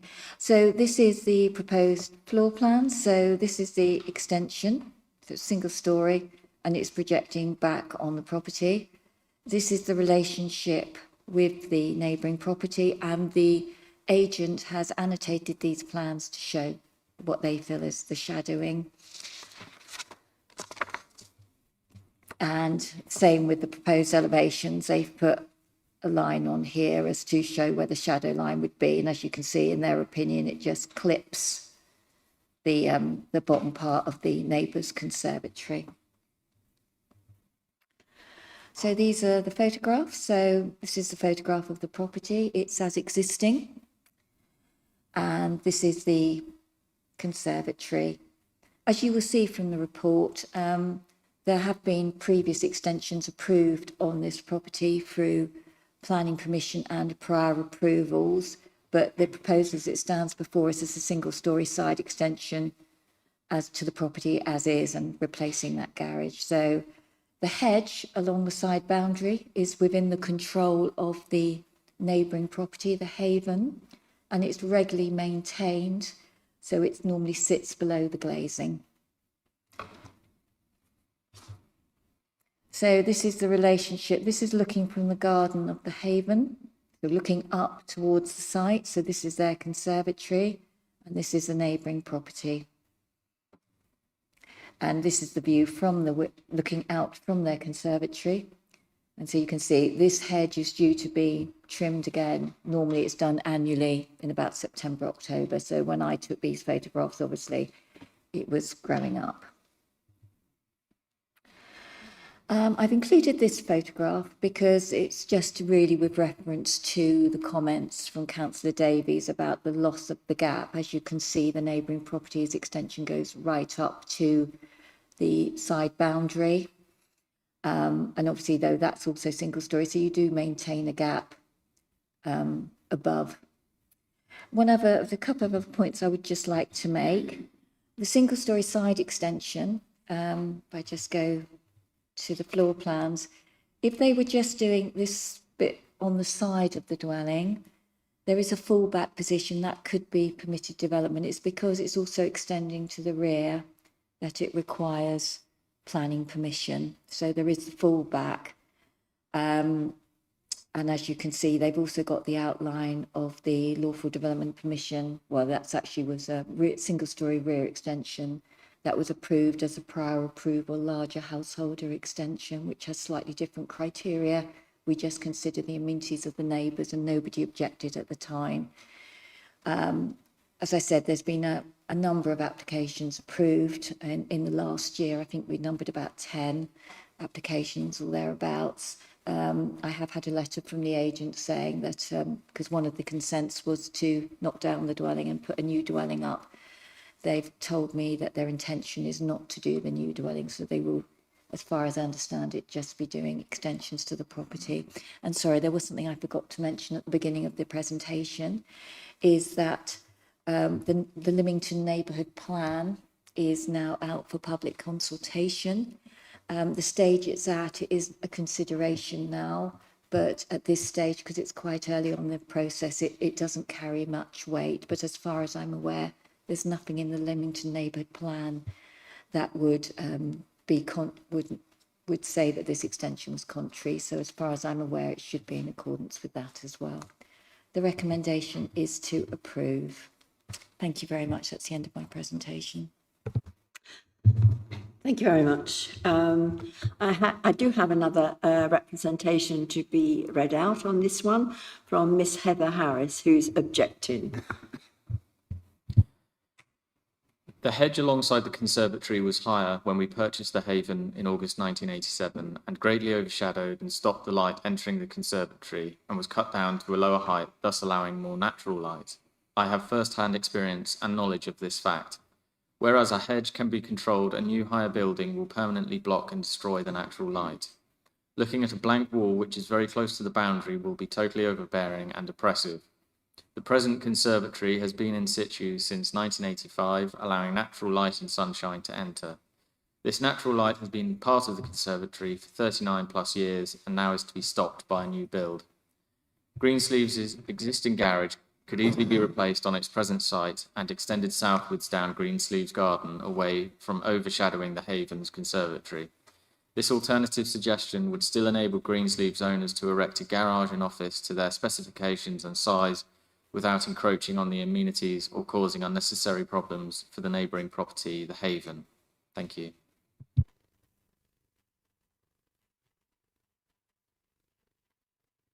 Right, questions please from councillors. Councillor Woods. Can we just look at again the shadow, the issue of the shadow on the conservatory? So is my understanding correct that it's very minimal effect that it will have? That was our judgment, yes, because it's a single-storey side extension with the roof pitching away. So we didn't feel there was an unacceptable level of harm to the loss of light. Plus, being a conservatory, obviously it does have a glazed roof and has glazing to the front and the rear. So there's also light achieved from those points as well. Well, I mean, it seems from the photographs that most of the light will come from above anyway, because it's surrounded by the hedge. It only gets cut once a year, yeah, in October. So, thank you very much. Any more questions? Yes, Councillor Wade. Thank you, Chairman. Yeah, I've got a question. I've seen that there's multiple, as you mentioned in your presentation, there's multiple applications that passed for planning permission for various extensions. But they've not been done yet, have they, most of them? And if they were done, this building would be absolutely, totally different to what it is now. I mean, this is, I suppose, it's almost planning creep. Because instead of doing one application to change it, there's multiple applications to make it different. And none of them have been put in yet. So when all these have gone through, I know this is just one application, but I'm making a point here. The concept of the building to the neighbours will be very different to what it is now. And the impact will be significant. I'm just trying to ask, is this normal? Well, it's not really relevant, is it? Because they haven't got any planning permissions in for any extra work. So we judge it by what we have here in front of us.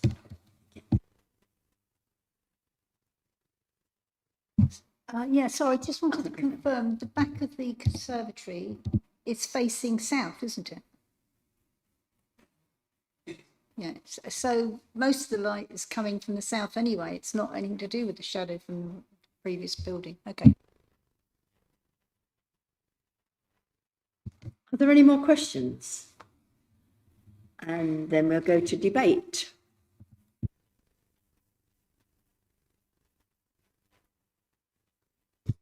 Sorry, I'm Councillor sorry. Wade. I'm really not comfortable with this application, partly for the reasons I've mentioned, but also if you look at when it's done, that will bring their boundary right up to the hedge.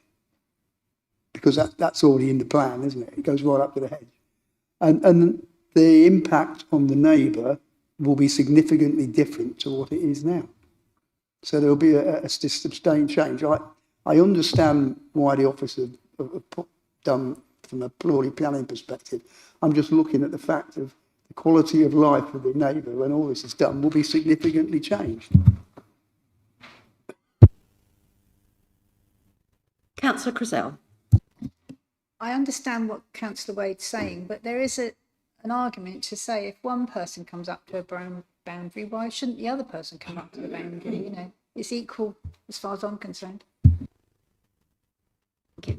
Any more comments? Councillor Sleep. Only once again that the sun rises in the east and sets in the west. And it seems to me that one of the houses is the actual one that's blocking the light out, not this situation. Thank you. Right, if nobody else has anything to say, then we need to go to the vote, but I need somebody to propose and second. Councillor Dowd, are you proposing? I'm happy to propose.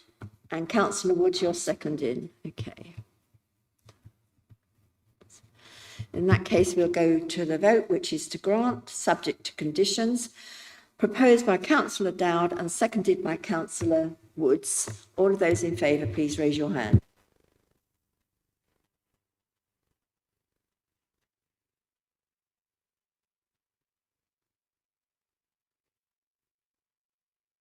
Sorry, I didn't have my mic on, so can we say that again? Those in favour? 10. Those objecting? 2. That's been granted. Thank you.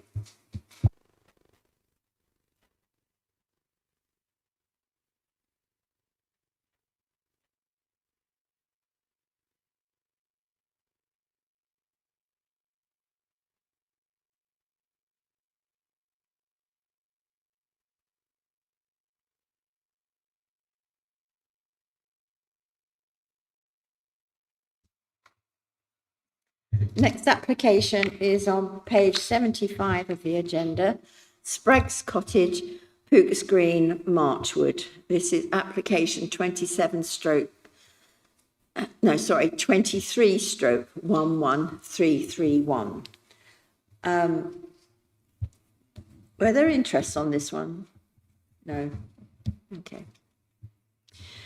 We do have agent Mr. Alan McLean and Mr. Matthew Edwards, who wasn't registered to speak, but I will allow you 3 minutes, okay? So first of all, we'll go to the presentation. Julie, thank you. Thank you, Chairman. Good afternoon, ladies and gentlemen. Was it still morning? Still morning. Been a long while. Right, this application is for Sprague's Cottage in Poots Green in Marchwood.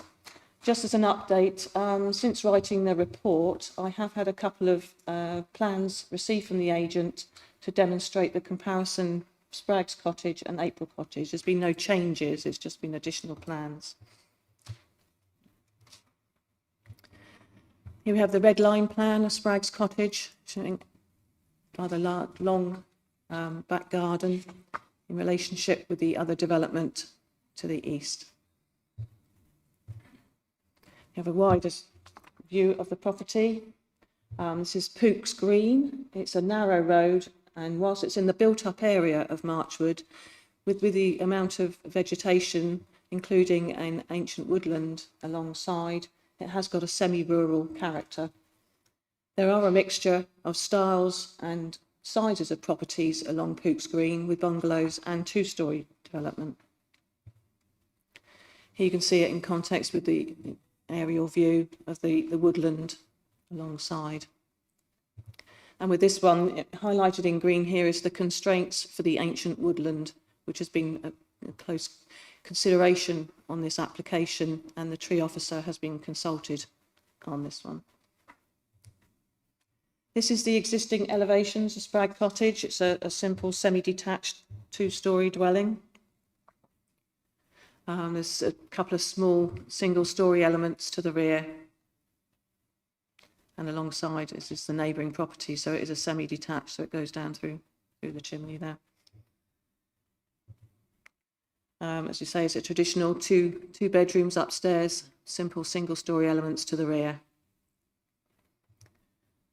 This is the proposal. So the proposal is to build a two-storey side extension. So if we look at the front here, it's a two-storey side with a lower ridge line and a hipped roof. And from the side, you can see it's set back from the front of the property quite considerably, extending out beyond the rear. So at the rear here, we have a staggered rear extension with a Juliet balcony, and then a further single-storey element coming into the rear garden. Outlined in red, you can just see some red dots here, but that is the extent of the neighbouring property, so the shadow form, and then the neighbouring property also has a two-storey rear extension, staggered, and a single storey which hasn't been built to date, but has got planning permission. This gives it a bit more detail. So here's the floor plan of what is proposed. Ground floor, so extending single storey out to the back. And again, the first floor with a staggered rear extension at first floor and the Juliet balcony. And the agent has put a dotted line here from the neighbour's rear window. So that's April Cottage's first floor window, which is in close proximity to the boundary. And obviously their extension, which has got planning permission in dotted line, hasn't yet been built. This is a more detailed comparison showing the roof form, so you can see the pair of semis. The proposal is to extend the back at first floor slightly further, it's about 1.2 metres further than the neighbouring property, but quite similar in context and similar with the extension into the rear garden. And here we have a block plan showing the proposed development.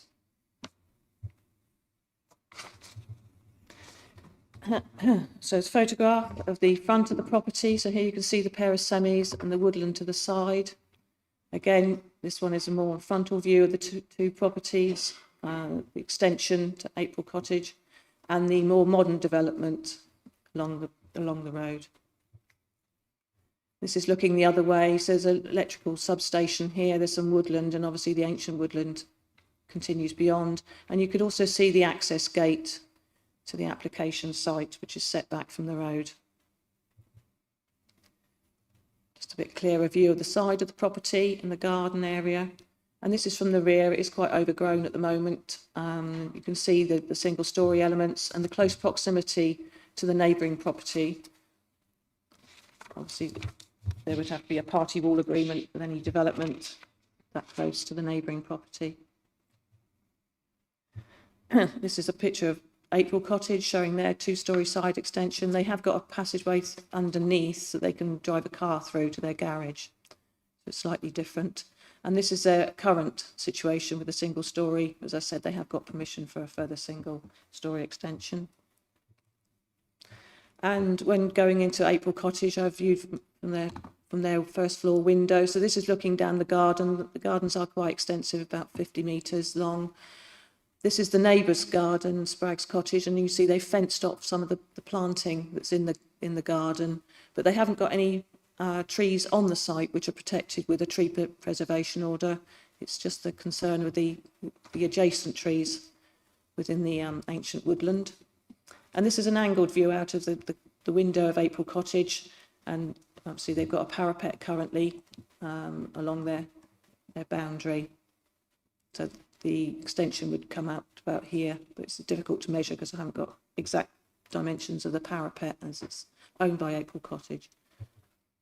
So the recommendation is to grant, subject to conditions, the materials to match the existing, the tree officer to visit the site to assess tree protection and construction in accordance with the submitted tree report.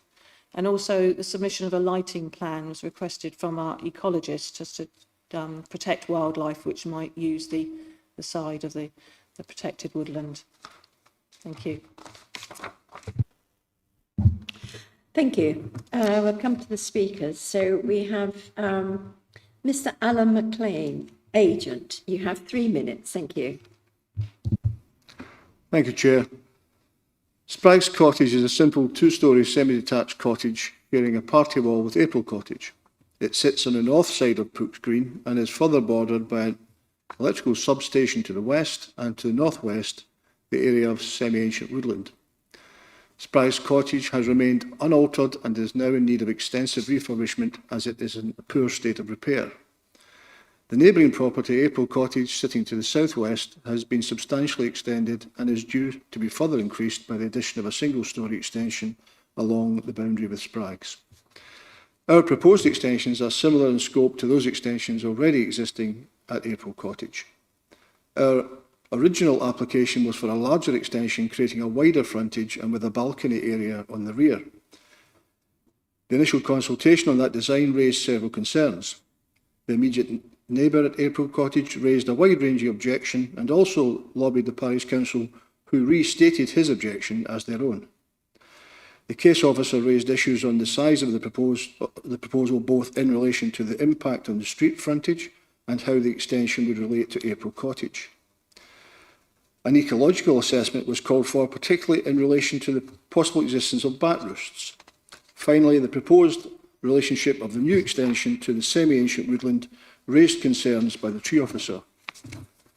With the assistance of the case officer, we sought to address all of these issues. Specialist reports were commissioned from an ecologist and an arboriculturalist to inform the design process. With the benefit of this further consultation, we revised the design. The balcony was removed, the side extension was reduced in width, the single-storey rear extension was remodelled to relate better to the semi-ancient woodland.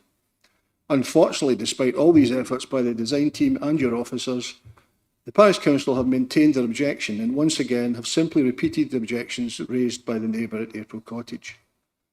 Members, I've been submitting plan applications to New Forest District Council for nearly 35 years, and I can thankfully remember very few occasions like we have today, where despite careful and professional negotiations by the case officer and specialist staff, a Parish Council resolutely refused to listen to reason due to some misguided influence brought to bear by a neighbour.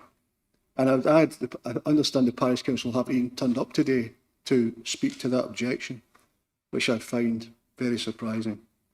In summary, we shouldn't be here today considering this application.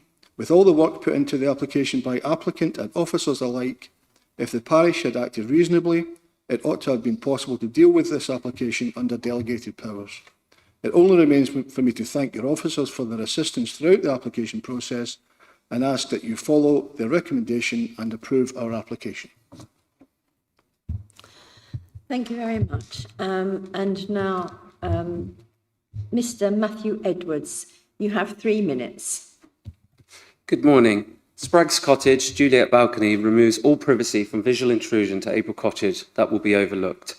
As all semi-detached properties within Pooks Green do not have upstairs balconies, a small considerate window would bring back our privacy to our young family. What is the urgency to want to overlook someone's property when they have ample views down the garden from bifold doors downstairs they are proposing? Rear design. Planning officer refers to the current design as making both properties symmetrical. This is untrue. Sprague's Cottage steps out further at the rear on the upstairs adjoining wall and the roof line to April Cottage, resulting in us having to look at a wall. Symmetrical means a corresponding of similar parts. In other words, one side is the same or similar to the other. A flat roof is not the same as a hipped roof, another example of not being symmetrical.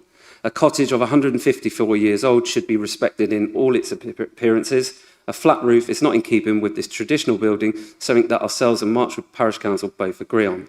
Car parking. I refer to New Forest District Council's parking policy for on-site parking to ensure adequate parking provisions is made in the interest of highway safety to the public. Julie Perry detailed in December 21 for the development with Arona which is opposite Spragg's Cottage, that Pooks Green is a narrow road and therefore the provisions for parking on the road is therefore limited. To ensure there is no impact on the highway safety, parking has to be provided within the property for a minimum of 3 parking spaces for this 4-bedroom development for contractors and residents. The case officer is now seen to be contradicting herself less than 2 years later with Spragg's planning proposal. New Forest District Council's guidance on the size of the properties is clear and that 4 or more beds requires 3 spaces. Why is Spragg's now deemed to be an exception to the rules? Julie suggests parking on the verge is acceptable to make up for the 3rd car parking space, which would suggest that the nose or the rear of the car would stick out onto the road. You also can't parallel park due to the telegraph pole or the bush behind. Both these options do not meet the requirements clearly set out. Currently, the design is overdeveloped and currently cannot fit any more car parking spaces on without affecting the trees that had root protection orders on. Using a private lay-by SSE and Southern Water, which is regularly used, clearly states do not park here, is unreasonable. Parking in the road is also unsafe and will place additional pressures on an already busy road with a main busy route running through it. If planning passes this design and residents park outside Spragg's Cottage, not only would we struggle and the rest of the residents see to get out of their properties, but it would also mean the main bus stop would struggle to pass on that section of the road. The bus currently straddles both sides of the street due to the width of not being wide enough, something already detailed clearly by Julie Parry on several planning reports. Yeah, that's me. Thank you. Members, we now go to questions. Councillor Cressell. Question to the applicant. Sorry, the applicant. The cars that are in the photo there, who do they belong to then?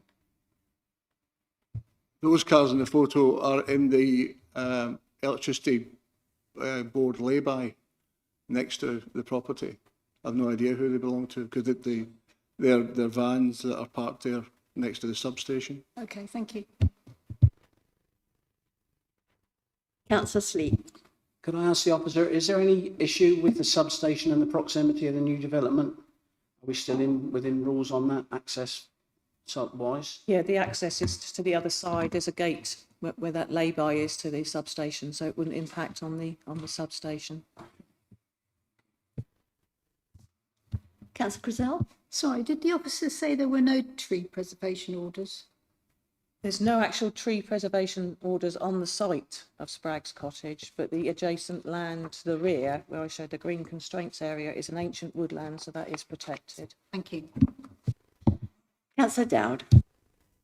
Can I just check on the issue with parking? Because there's nothing in the report one way or the other about restrictions on parking.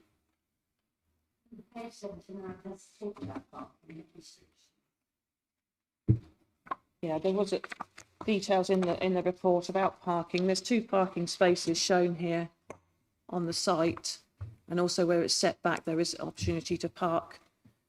Okay, maybe slightly on the road, but within the lay-by, with the access is set back slightly. I mean, the guidance, highway guidance, is for 3 parking spaces, but as I say, that is guidance in terms of parking. Thank you. Councillor Wade. Thank you, Chairman. Yeah. Question for the officer, really. Can you remind me, do we have some rules about what percentage of increase a property can be within its, there's a percentage how much you can extend the property? What is this? Yeah, that would be if it was in the countryside. This is actually in the built-up area of Marchwood, so there's no actual restricted in terms of percentage increase within the built-up area. Back about that. Anybody that describes Poops Green as urban, I think, is pushing the boundaries a little bit. This cottage, I know where it is, and it's right on the edge. It's surrounded by trees. It's as urban as Lyndhurst. Well, of course, it's a bit, I suppose. I would say that there is some discussion. I wouldn't say it was urban. I don't know if you're aiming that at me. I didn't say it was urban. I said it was a semi-rural character. It's even though it's in the built-up area, because of the amount of vegetation and the narrow road, it is semi-rural character, I would say.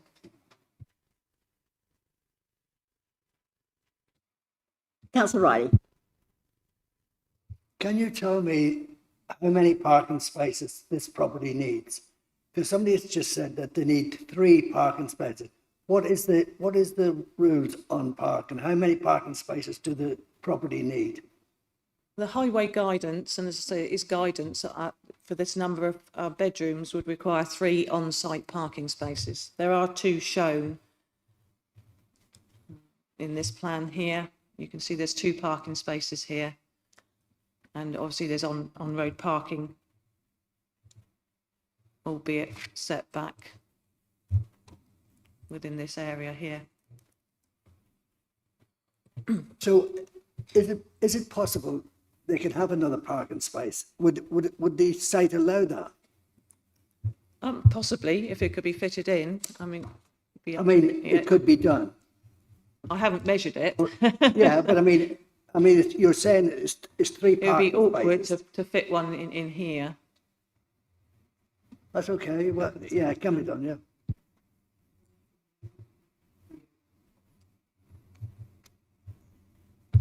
Councillor Sleep. I ask the officer to go back to the front photograph that you took of the properties. The one, that's it, on page 92. So what we're looking at there is the existing development, which is probably the smallest place I've ever seen. Can you go to the next one before that, where it shows next door and the extension they've actually put on? So that extension has gone onto that existing small property, and just coincidentally, there's a gap underneath it to go into the back of the long, obviously for their long garden. But the actual development we're looking at is to the left of that, which is a very similar image, isn't it? Just 2 sensibly divided old cottages. Okay, thank you. Are there any more questions? And go into debate. Councillor Dowd. Yeah, I'm satisfied that the proposed development is sympathetic and in keeping with the local area. So I'm quite satisfied with that. I'm happy to propose, yes. Councillor Sleep. I'm just happy to say that the concern about overlooking and the balcony views and everything, on page 89, the officers, as usual, have taken the question and actually looked at it and analysed the result, which I'm happy to have received from them. Thank you.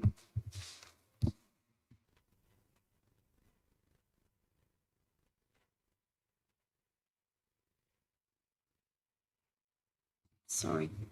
Before we go to the vote, we'll come back to the speakers. You have a minute each to respond. So, Mr. McLean. Thank you, Chair. I have nothing further to add to my previous presentation. Thank you. Mr. Edwards, 1 minute. April Cottage has been significantly extended, and there was planning granted due to my disability, which is obviously being inhibited right now by Spragg's Cottage agent. Spragg's Cottage can maintain 5 car parking spaces comfortably without inhibiting the safety of the general public. And also, the extension that they're proposing is 1.4 metres on the upper stairs to the balcony, which would result in us looking at a brick wall.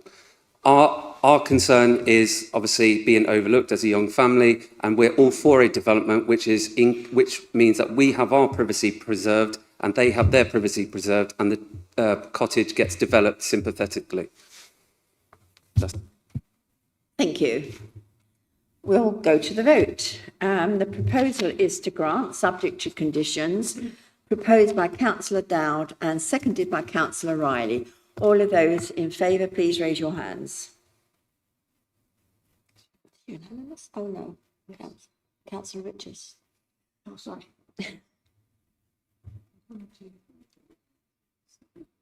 Okay. And against? Abstain? 1 abstention. That's been granted. Thank you. Thank you.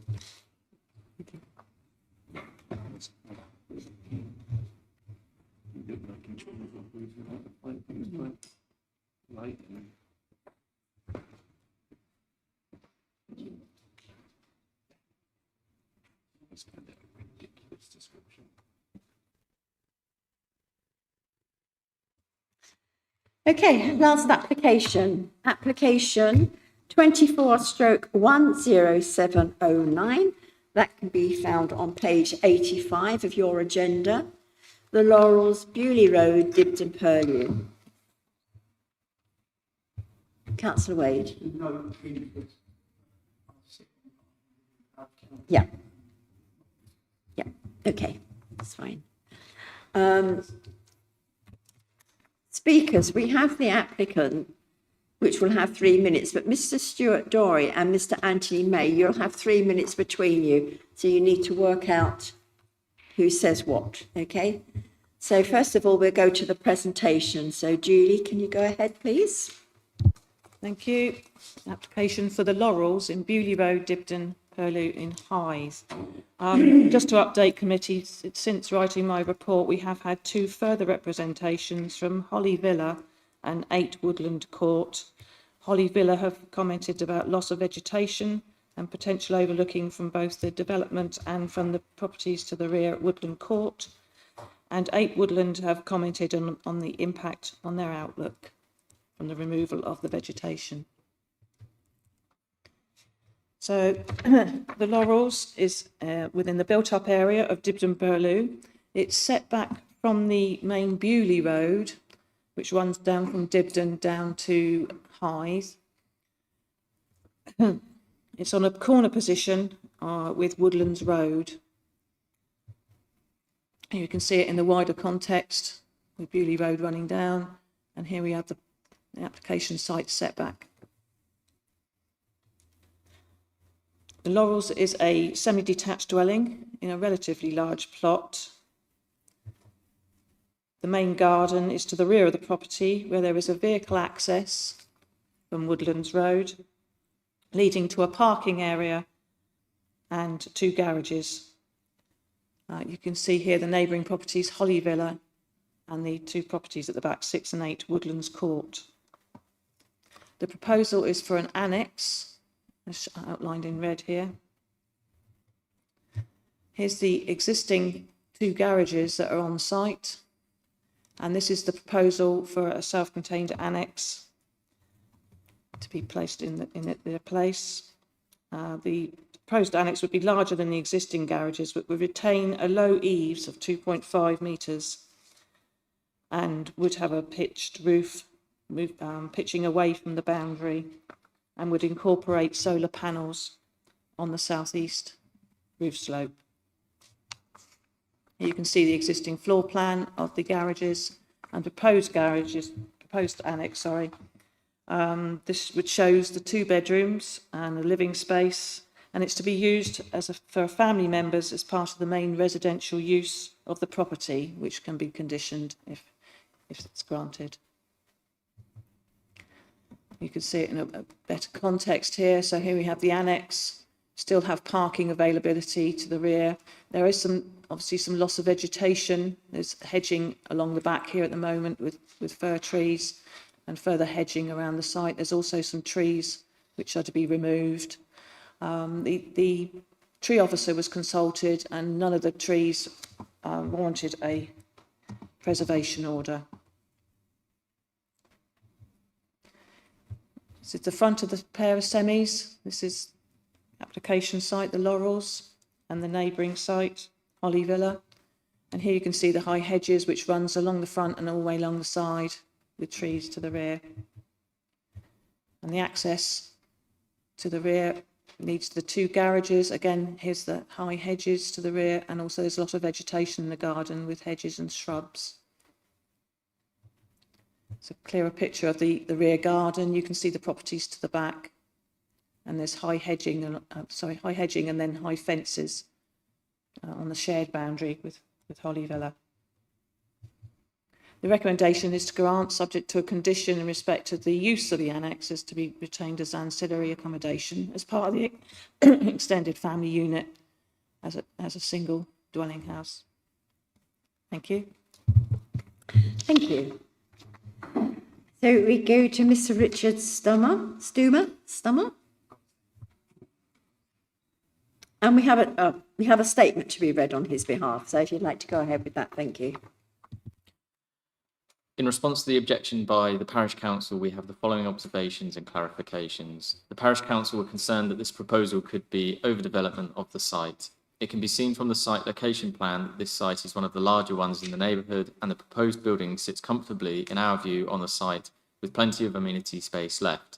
The proposed building replaces existing garages, and the size has been carefully considered to maintain the large amenity space by this plot.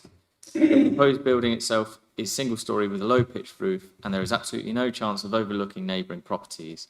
Where gaps are left by the felling of existing trees, shown on the 1:100 scale site plan, it is intended, although not indicated on this plan, to fill in the gaps left with further hedging. Felling of the tree is necessary due to the poor pruning carried out by a neighbouring property. The applicant wishes to retain privacy to neighbouring houses, so is keen to replace with more manageable hedging. Hedging to the rear boundary wall will be laurel to fill the gap left by the felling of this tree. The hedging along the boundary between the site and road will be replaced with laurel closer to the boundary, thus allowing easier on-site parking. Thank you.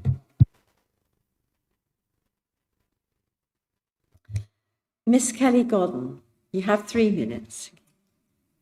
The Laurels, a home that's been in my family since the 1950s, a home my dad grew up in, the home I spent many days being taught valuable life lessons by my beloved Nan, the home that holds so many amazing memories, and bringing my children up here is just a dream. 2024 has brought nothing but heartache for our family. My wonderful mum was diagnosed with cancer, had extensive facial surgery to permanently remove features that we all take for granted, and her future health is unknown.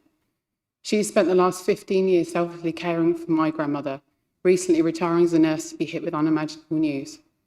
She awaits the fate of the home that she shared with her whilst we try tirelessly to find a home for her so that she can live out her final years with dignity surrounded by her family. Providing a home for here at the Laurels is like our only hope, to provide her with the stability and access to the care that she may need from our family in the future. And the building we have carefully designed allows her to live independently while still being able to rely on me if her health was to continue to deteriorate. We have considered all parties, the needs of her, our neighbours and all the local community. I think Richard has addressed the concerns that the Parish Council have about overdevelopment and privacy. And I think you agree I have considered all these points when designing such a building. And the privacy of myself and my neighbours is actually utmost important to me, and the replacement of any boundary screening has always been a priority. I briefly move on to refer to the New Forest District Council plan and strategy. Several points in this document are very relevant to the project we intend to undertake. The NFDC intends to provide future housing for older people, people with disabilities, and homes to suit people of all stages of their lives. Homes that are suitable for households requiring enhanced accessibility standards, and homes to meet the needs of newly forming households such as ours. I do have to ask you to wind up because you have been over your 3 minutes. And I quote, "Positive and flexible approach to the adaptation for the occupier to accommodate a friend and a family member requiring care." I could go on, there's many points that relate to our application. Thank you. Mr. Dory and Mr. May, you have 3 minutes between you. How are you going to split it? Good morning. The proposed annex would have a detrimental effect on our outlook from our kitchen window and lounge patio doors. Our garden has no depth, and the proposed annex is approximately 2.5 feet from our boundary fence. Thereby, we would have a structure immediately in front of us, compounded by the view of solar panels. We do not accept that the outlook would be considered acceptable, as the loss of the fir hedging would give us no vision of loss of the annex. There is no apparent reason why the annex could not be positioned to the side of the main building alongside the hedging, and this would have no visual impact on the road entering Woodlands Close, and the annex would be closer to the main building for the use of the shared facilities. Our main objection is the scale of this development, causing loss of privacy and significant overlooking. The extent of vegetation loss is not accurately portrayed on the applicant's submission. In addition to the removal of marked trees and hedging, there is a long section of mature conifer hedging to the rear boundary that is not shown on the drawing. There are large shrubs currently shielding the existing garages, requiring removal, which is also not shown. Looking at their proximity, it is inevitable all these features will have to be removed for the solar panel installation. The adverse effect of removal of vegetation on this scale is that this will dramatically change the outlook, and no less than 4 previously obscure properties will forevermore be in view. More specifically, all first floor windows in Woodlands Court of the 2 other objectors' properties will look directly into our garden space. Furthermore, this large development will dominate the space and have 3 patio doors angled directly at our first floor windows. We're not against an annex in principle, but find this scheme is too large and fails to observe our rights and that of neighbouring properties to preserve and protect individual privacy and overlooking. There has been a suggestion by our neighbour Carol May to move the position nearer to the main dwelling, which may substantially cause less impact and help placate concerns. So members, I would ask you to consider these points. All neighbours, every neighbour has complained and taken the time and trouble to place their objections. The missing information on the drawing of substantial landscape features requiring removal is significant to preserving privacy. Thank you. You are running over your time. Can you wind up, please? In light of this request, a review is necessary, and we also urge the committee to recommend a site visit to gain a better understanding of the objections that we have raised. Thank you. Thank you. Members, questions, please. Councillor Richards. If this building wasn't an annex, if it was just a rather large garden shed, would it be permitted development in that case? Not at its current position and height. You can only go up to 2.5 metres in height for permitted development if it's within 2 metres of the boundary. So it goes up to 3.45 metres. Councillor Wade. I've got a question for the applicant and one for the opposite. I may ask the applicant first, please. Forgive me if I misheard you, but in your presentation, you said that this is for an elderly relative. Is that correct? Yes, for my mother. So the question is, why is it 2 bedroomed? I have 2 children, and I work shift work. So it is, if she was to have my children overnight or in the morning when I was going to work, then it is just literally to have my children. If I was to need her to have them overnight, that's purely it. One for the officer is, no, I know this location quite well. What would they have to do to turn for this to be an independent dwelling? I mean, I know if you wanted to change it, because it's in the report, to a holiday let, they'd have to apply for that, which, as it's already there, they probably get. But what if they wanted to make it independent dwelling, but what would they have to do? If it's still got the C3 use, so the whole site has got a C3 use, which is residential, so it's a family unit or 6 people living independently. So providing it still complies with the regulations of C3 use, so it is a part of the main residential use, it wouldn't matter whether it would had a kitchen or a bathroom in it as such. But if once you start renting it out to somebody separate away from the family, or you start letting it, or you sell it off as an independent dwelling, then that would need full planning permission in its own right. But that's why we've put the condition on there to say it has to be retained as part of the main residential use of the Laurels.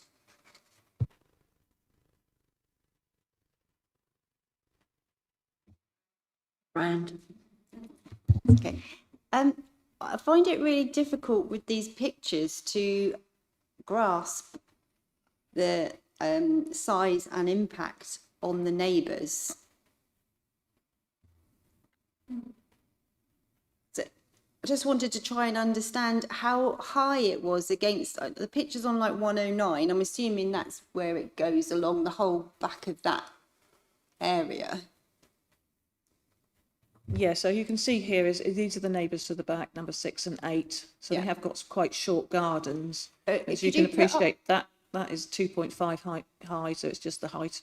Yeah, could you put up slide 109? Yeah. Please, thank you. So I'm assuming it's going along the back It's then? the vegetation will be removed. There's a lot of vegetation here, as you can see. You can just about see that the tall conifer hedging at the back and the properties to the rear. So how So that high would be against removed. the actual fence? How far above Well, will it a be? fence height is normally about 1.8, so the eaves would be 2.5. So if you can judge that, and then it'd be pitched away to 3.45 metres. If I show you a photograph of the... So currently they're quite small, flat-roofed garages, so it's going to go up a bit higher, and then obviously pitched away to 3.45 metres within this area of vegetation. And then again, we can't really see the impact on the other house from the windows either. If you were looking down the garden from the three big windows, just trying to understand what that would look like. Which as three well. windows? Sorry. We haven't got a picture, that's the problem. You can't tell the impact of looking down the garden. Yeah, just to give you a sense of perspective, there is a gap from Holly Villa to the windows here is 25 metres. So there's a 25-metre gap from the back of Holly Villa to the windows here, and there is a high fence, 1.8-metre high fence here. So Holly Villa are worried about overlooking, but they're also worried from overlooking from the loss of vegetation along this boundary. So that would be about 30 metres distance, which is considered a reasonable distance for a back-to-back relationship within the built-up area. So I just want to sort of understand what's stopping the building from going like 2 or 3 feet further forward so the vegetation could still be there? Was that ever considered? We don't know. We have to consider the application as it is in front of us.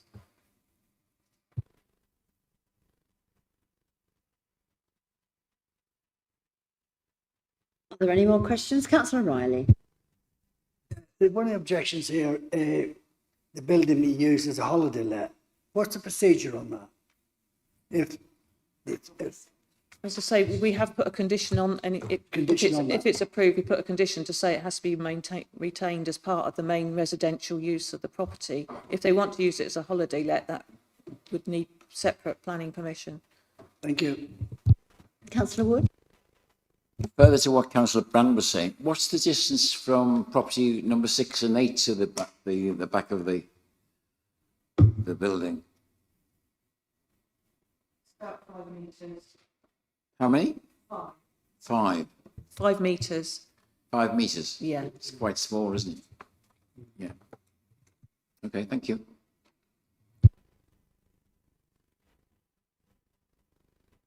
Are there any more questions? We'll go to debate. Does anybody else have anything to say?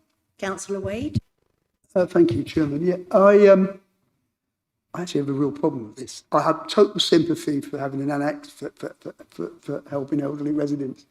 But most annexes that I come across tend to be nearer the main house. So the elderly resident can be looked after better, I suppose. And that is a very large back garden. I can understand the impact on the neighbouring residents, particularly in the court there, in 6 and 8, and because they're used to having some, at the moment, trees, bushes and things, and they're going to have a building right up 5 metres away from their back door. What concerns me about this one is the location would be ideal it to be turned into something else. Could be a holiday let, could be an independent dwelling, because once the building's there, the building's there. So to apply for planning permission, it would be very difficult probably to reject that holiday let in its location. Again, I would support an annex if it was nearer the house, which didn't impact the neighbours and didn't. So, Chairman, I would object to this one. I'm coming to Mark here, but looking at the plan, if it was moved forward near the house, it would impact more on Holly Val, wouldn't it? No, what you would do, you would turn it round, because that is a semi-detached house, and the central part extends. So there's a clear area you could fill in, which wouldn't impact any neighbour at all. you know, to put an extension if you wanted to, of some description. Mark needs to talk about the 5 metres of the gardens at the back. Thank you, Chairman. I just wanted the case officer to double check that distance she gave a moment ago of 5 metres in terms of the separation. We've run a scale rule over, and I'm mindful that Councillor Wade, you just talked about the relationship at 5 metres as well. I think, Julie, you can confirm, but it's double that. We're at 11 metres. So we misadvised you a second ago. It should be 11 metres. But just to come back on that point, Chairman, it's still a difference to what the residents have now. And it changes the amenity of the area and the garden, putting it that close. You know, it's those semis. I understand why the parish council say it's overdevelopment, because that is a long back garden bordering on a small court houses.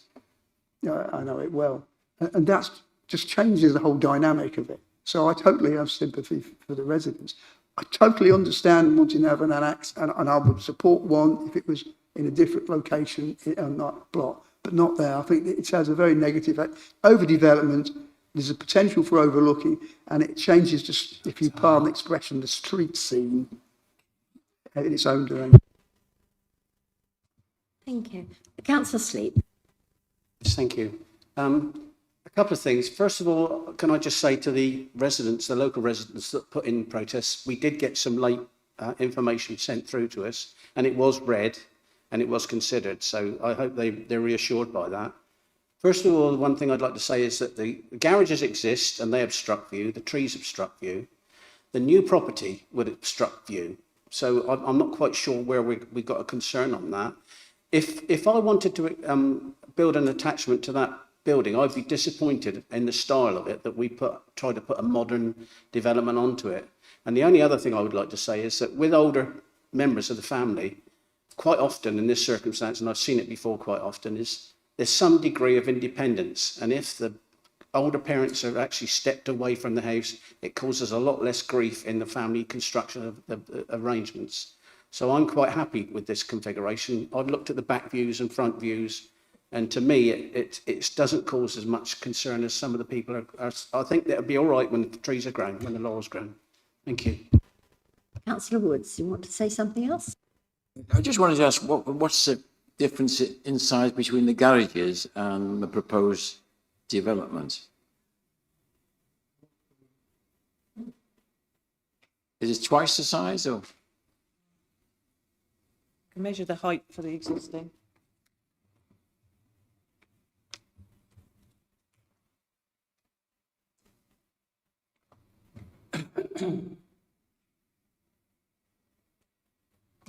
Yeah, the existing height is about 2.5 metres, so that'd be the same height as the eaves. So the additional height is 1.45 metres going up to the ridge, so that'd be 3.45 metres in total. So what about the square meterage of the actual? You can see here the existing floor plan in comparison with the proposed floor plan. It's nearly double, I'd say. What, 1.5 times is that, or what? So twice as big, or? Now you can see the overlay here, the blue. Oh right, yeah, I see. Yeah. Councillor Hawkins. Yes, I mean, I think it's sympathetic. It's in their garden. They can't help having a long garden, and the people behind have got a short garden.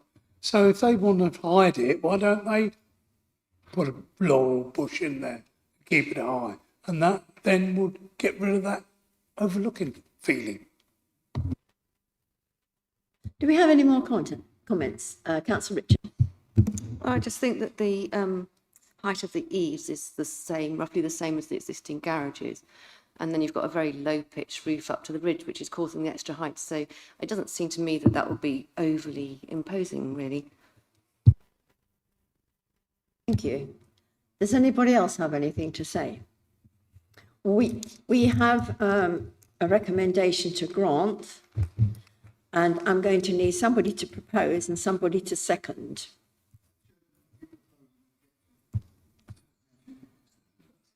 Sorry, say that again. Did propose to object. Oh, you wanted a refusal. Sorry, I didn't hear that. Yeah, sorry, I didn't know that you said that. Okay, right, so let's go back to the drawing board.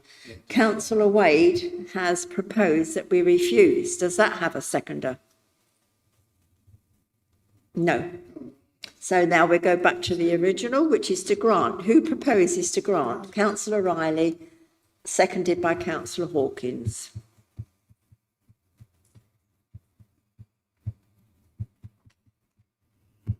So I can now come back to Miss Kelly Godden. You have 1 minute to respond. Thank you. Thank you for your comments. In response to what Councillor Wade says about the location of the building, placing it anywhere else in the garden just is something we considered, but just isn't something we could do. I have 2 children that obviously enjoy lots of green space in the garden. We would never put it to the front of the elevation of the house, and to the side is quite narrow. So this is the only place to put it. And also for the parking for my mother, it means that she can park outside her home. You know, she doesn't have to walk along the garden if she does develop disability issues. In terms of the privacy to Woodlands Court, we would like to retain as much foliage and green privacy as possible. So if we are removing hedge and it is to replace them, it's not, I don't want them looking into my garden, and equally they don't want me looking into theirs. So we would like to maintain as much as we can. Thank you. Mr. Dorey and Mr. May, you have 1 minute between you. All right, thank you.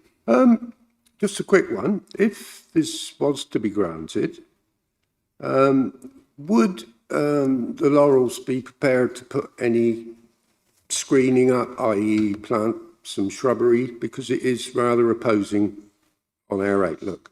Thank you.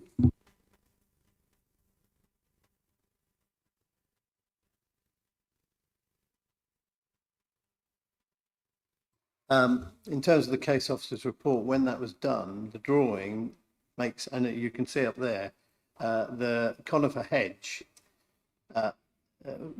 is not shown at all on the drawing, nor is the shrub planting. And therefore, it seems to me that it wasn't considered when the case officer would have carried out her report, the inspection and report. So, and the other thing I'd like to mention is some members of here have said that they have a problem visualising. You can see that there is likely to be a significant impact. They're having problems visualising what that difference will be. And therefore, in view of those 2 points, I would ask you to consider coming out to the site, literally looking from our... Okay. Sorry, we have to look at it as it is. But I'm sure that Ms. Gordon has said she wants to reserve privacy as well. So I'm sure between you, you can come to some kind of an agreement. But the recommendation is to grant, and that's been proposed by Councillor Riley, seconded by Councillor Hawkins. So all of those in favour, please raise your hands. 5, 6, 7, 8, 9. 9 refuse. 1. Abstain 1. Okay. 2. Abstain 2. That has been granted then. Thank you all very much for your time. That brings a meeting to the end.